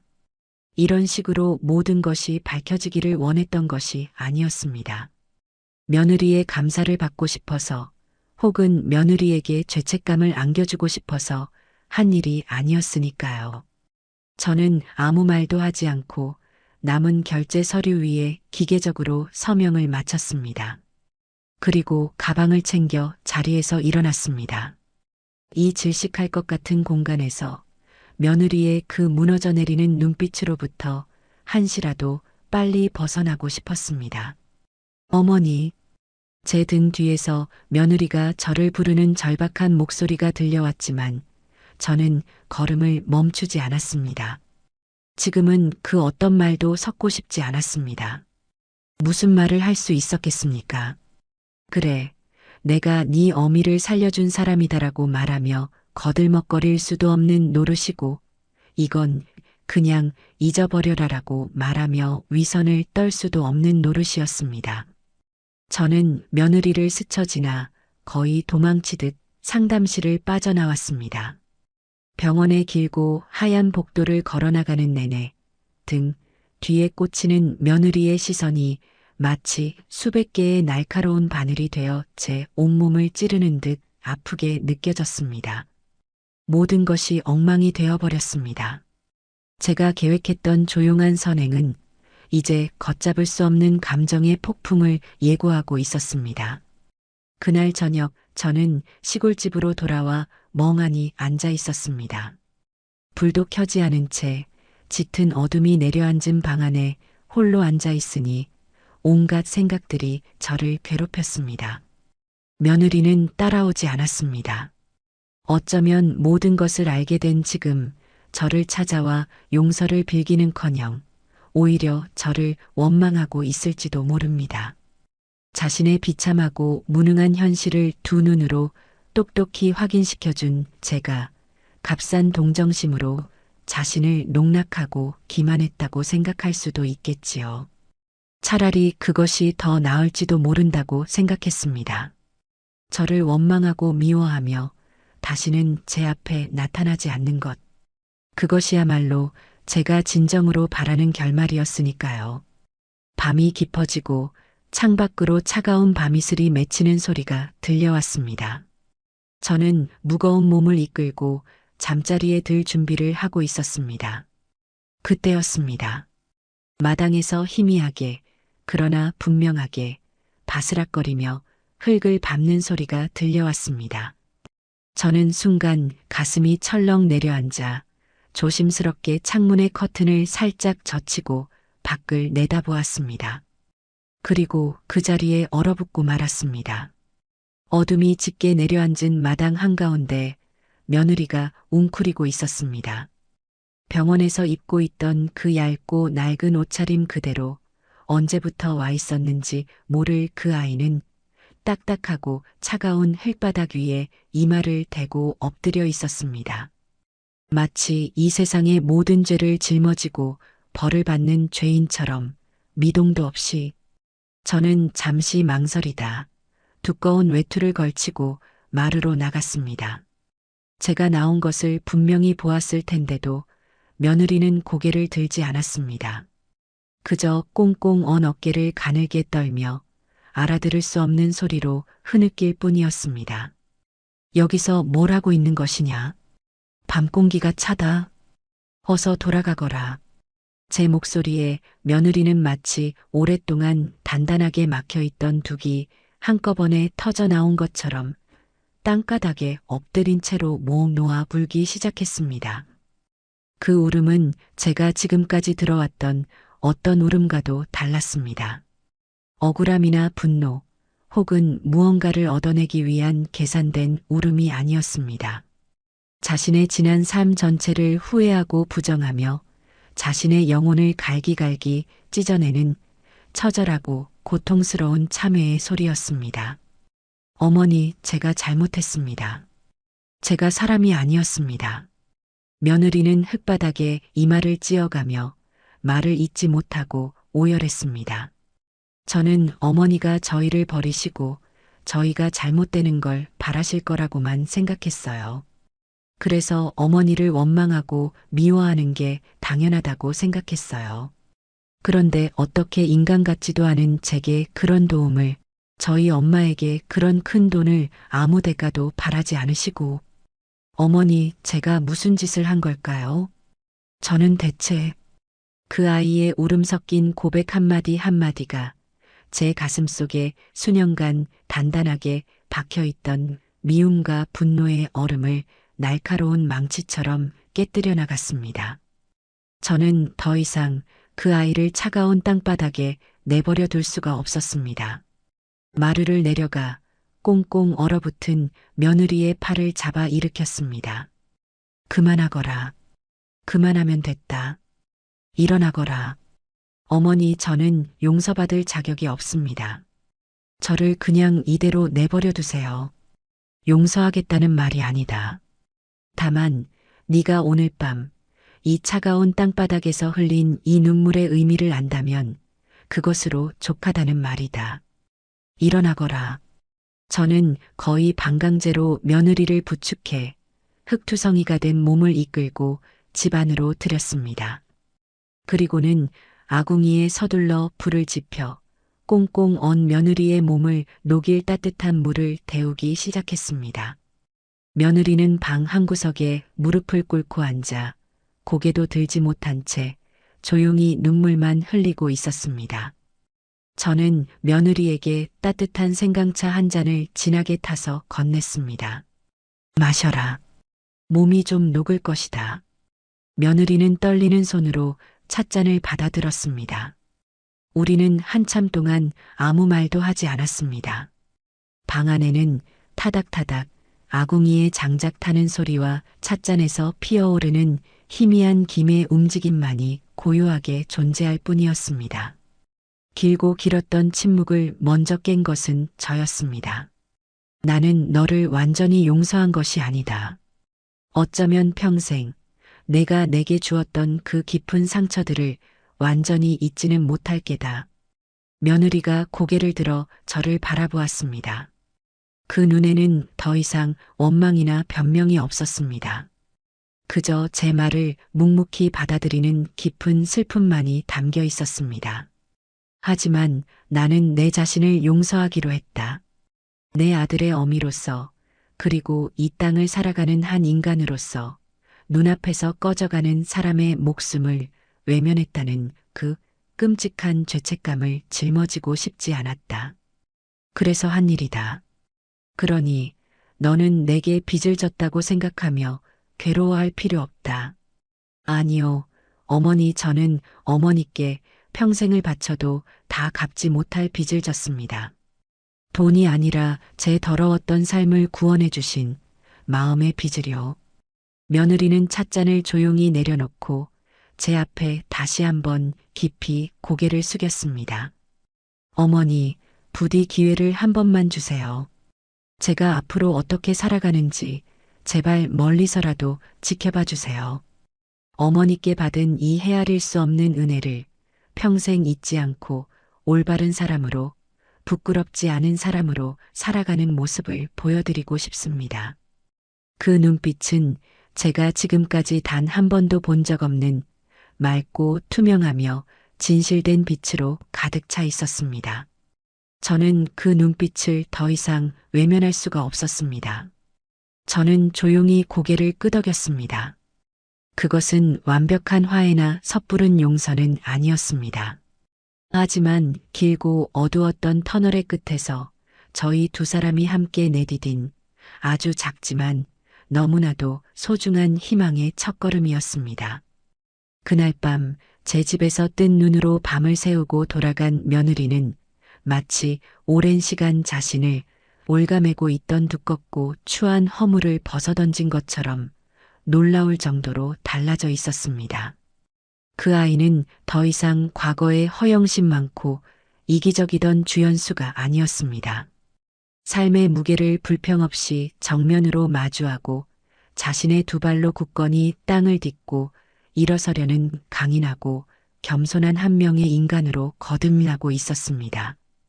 가장 먼저 달라진 것은 며느리가 일에 대한 태도를 바꿨다는 것이었습니다. 예전에는 손에 물 한 방울 묻히는 것조차 질색하며 남이 벌어다주는 돈으로 자신의 겉모습을 치장하는 데만 급급했던 그 아이가 안사돈의 병간호를 도맡아 하면서도 밤낮으로 닥치는 대로 일을 하기 시작했습니다. 낮에는 동네의 허름한 식당 주방에 나가 하루 종일 뜨거운 불 앞에서 땀을 흘리며 그릇을 닦았고, 밤에는 피곤한 몸을 이끌고 남편의 대리운전 일을 도왔습니다. 예전 같았으면 상상도 못할 고되고 굳은 일들이었지만 며느리는 단 한 번도 힘들다는 내색을 하거나 불평을 늘어놓지 않았습니다. 오히려 땀 흘려 번 돈을 손에 쥘 때마다 그 돈에 담긴 무게와 가치를 비로소 깨달아가는 듯 숙연한 표정을 짓곤 했습니다. 그렇게 번 돈으로는 퇴원한 안사돈의 약값을 대고 남은 생활비를 꾸려나갔습니다. 비록 그들이 사는 곳은 예전보다 훨씬 좁고 낡은 반지하 월세방이었지만 그들의 얼굴은 최고급 아파트를 꿈꾸며 서로를 닥달하던 시절보다 오히려 더 평온하고 행복해 보였습니다. 저는 그들의 삶을 멀리서 지켜볼 뿐 직접적으로 관여하거나 경제적인 도움을 주지 않았습니다.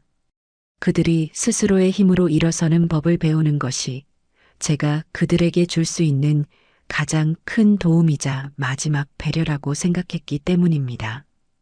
그리고 며느리는 주말마다 먼 길을 마다하지 않고 제 시골집으로 내려오기 시작했습니다. 처음에는 그저 제게 속죄하는 마음으로 무언가 의무감에 하는 일처럼 보였습니다. 그 아이는 제 눈치를 살피며 제가 시키는 일이라면 무엇이든 묵묵히 해냈습니다. 하지만 시간이 지나면서 그것은 저희 두 사람의 소중하고 자연스러운 일상이 되어갔습니다. 우리는 함께 텃밭에 씨앗을 심고 잡초를 뽑으며 땀을 흘렸습니다. 저는 며느리에게 제가 평생을 살아오며 터득한 삶의 지혜들을 하나씩 가르쳐 주었습니다. 좋은 된장을 고르는 법, 시절에 맞는 나무를 묻히는 법, 그리고 계절의 변화를 읽고 땅의 소리에 귀 기울이는 법까지.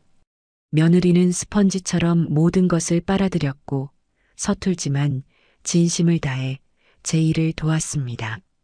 우리는 더 이상 과거의 일을 들추어내거나 많은 대화를 나누지는 않았지만 함께 흙을 만지고 함께 밥을 먹고 함께 저녁 노을을 바라보는 그 고요한 시간 속에서 서로의 마음을 조용히 읽어낼 수 있었습니다. 며느리는 제게 일을 배우면서 어머니, 이건 이렇게 하는 게 맞아요? 어머니, 된장에는 왜 수치랑 고추를 넣어두시는 거예요? 라며 스스럼 없이 질문을 던졌고 저는 그런 며느리의 모습에서 제가 잃어버렸다고 생각했던 딸의 모습을 어렴풋이 발견하곤 했습니다. 우리의 관계는 시어머니와 며느리라는 이름에서 벗어나 인생의 선배와 후배 혹은 스승과 제자처럼 서로를 존중하고 배우는 새로운 관계로 발전하고 있었습니다.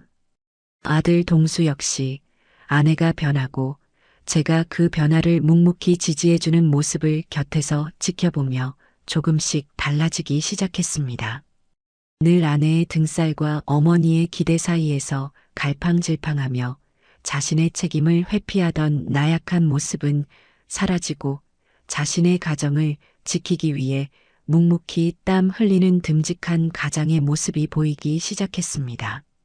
어느 주말 며느리와 함께 저를 찾아온 아들은 마루에 앉아 계신 제 앞에 조용히 꿇어앉아 깊이 고개를 숙였습니다.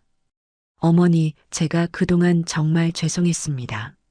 아들로서, 남편으로서 제가 모든 면에서 비겁하고 어리석었습니다. 어머니가 얼마나 외롭고 힘드셨을지, 그리고 제 아내가 얼마나 그릇된 길을 가고 있었는지 저는 애써 외면하기만 했습니다. 어머니와 연수, 두 사람 모두를 가장 힘들게 한 것은 바로 저였습니다. 이제라도 늦었지만 제대로 된 아들이자 남편으로 그리고 한 명의 책임감 있는 어른으로 살아가겠습니다. 부디 용서해 주세요, 어머니. 아들은 말을 잇지 못하고 눈물을 흘렸습니다. 저는 조용히 아들의 어깨를 감싸 안았습니다. 이제라도 알았으면 됐다. 지난 날을 후회하며 사는 것보다 앞으로의 날들을 더 성실하고 정직하게 살아가는 것이 더 중요한 법이다. 네 아내의 손을 꼭 잡고 네 가정을 굳건히 지키는 가장이 되어라. 그것이 내게 하는 가장 큰 효도다. 아들은 제 품에 안겨 한참을 어린아이처럼 울었습니다. 저는 아들의 등을 가만히 토닥여주며 비로소 저희 가족의 길고 아팠던 상처가 깨끗하게 아물기 시작했다는 것을 느꼈습니다. 저는 그들의 변화를 묵묵히 지켜보며 이것이야말로 제가 그토록 바라던 진정한 복수이자 가장 완벽하고 따뜻한 용서라는 것을 깨달았습니다. 어느덧 시간이 흘러 안사돈이 퇴원하고 처음 맞는 어버이날이 찾아왔습니다. 그날 오후 아들 내외가 작은 카네이션 바구니와 함께 저를 찾아왔습니다. 우리는 마당의 평상에 둘러앉아 며느리가 새벽부터 일어나 서툰 솜씨로 직접 차려온 음식들을 나누어 먹었습니다.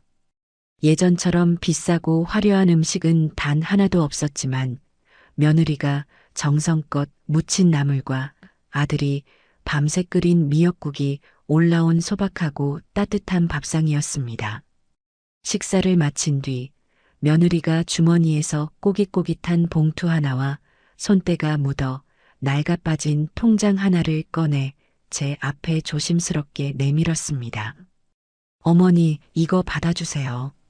봉투 안에는 그달에 받은 월급을 고스란히 담아온 듯한 현금 50만 원이 들어 있었고, 통장에는 지난 1년 동안 그들 부부가 매달 10만 원, 20만 원씩 단 한 번도 거르지 않고 꼬박꼬박 모은 돈이 빼곡하게 찍혀 있었습니다. 안사돈의 병원비를 갚기 위해 그 모진 고생을 하며 한 푼, 두 푼 모아온 그들의 피와 땀이었습니다. 어머니께서 베풀어 주신 은혜에 비하면 정말 세 발의 피도 안 되는 돈이지만 저희의 진심입니다. 앞으로 평생에 걸쳐서라도 이 빚을 갚으며 살겠습니다. 어머니, 저희가 다시 사람으로 살 수 있게 해주셔서 정말 감사합니다. 저는 한참 동안 통장을 말없이 들여다보았습니다. 제 눈시울이 뜨거워졌습니다. 저는 통장을 조용히 덮어 며느리의 손에 다시 꼭 쥐어주었습니다. 아니다. 나는 너희에게 받을 빚이 없다. 하지만 어머니, 저희가 이 빚을 갚지 않으면 평생 마음이 무거워서 살 수가 없을 겁니다. 너희는 이미 그 빚을 전부 갚았다. 너희가 이렇게 서로를 아끼고 땀의 가치를 알고 감사하는 마음으로 성실하게 살아가는 것. 그 달라진 모습으로 나는 이미 모든 것을 다 돌려받았어. 저는 며느리의 손 위에 제 손을 포개 얹고 따뜻하고 자애로운 미소로 말했어요. 이 돈은 너희가 새로운 삶을 시작하는데 종잣돈으로 쓰거라. 비록 지금은 힘들고 부족하겠지만 지금처럼만 서로 의지하고 정직하게 살아가면 언젠가는 분명 좋은 날이 올 것이다. 다만 한 가지만 약속해다오. 지금 이 마음 평생 잊지 말고 늘 서로를 위하고 감사하며 살아가겠다고 말이다.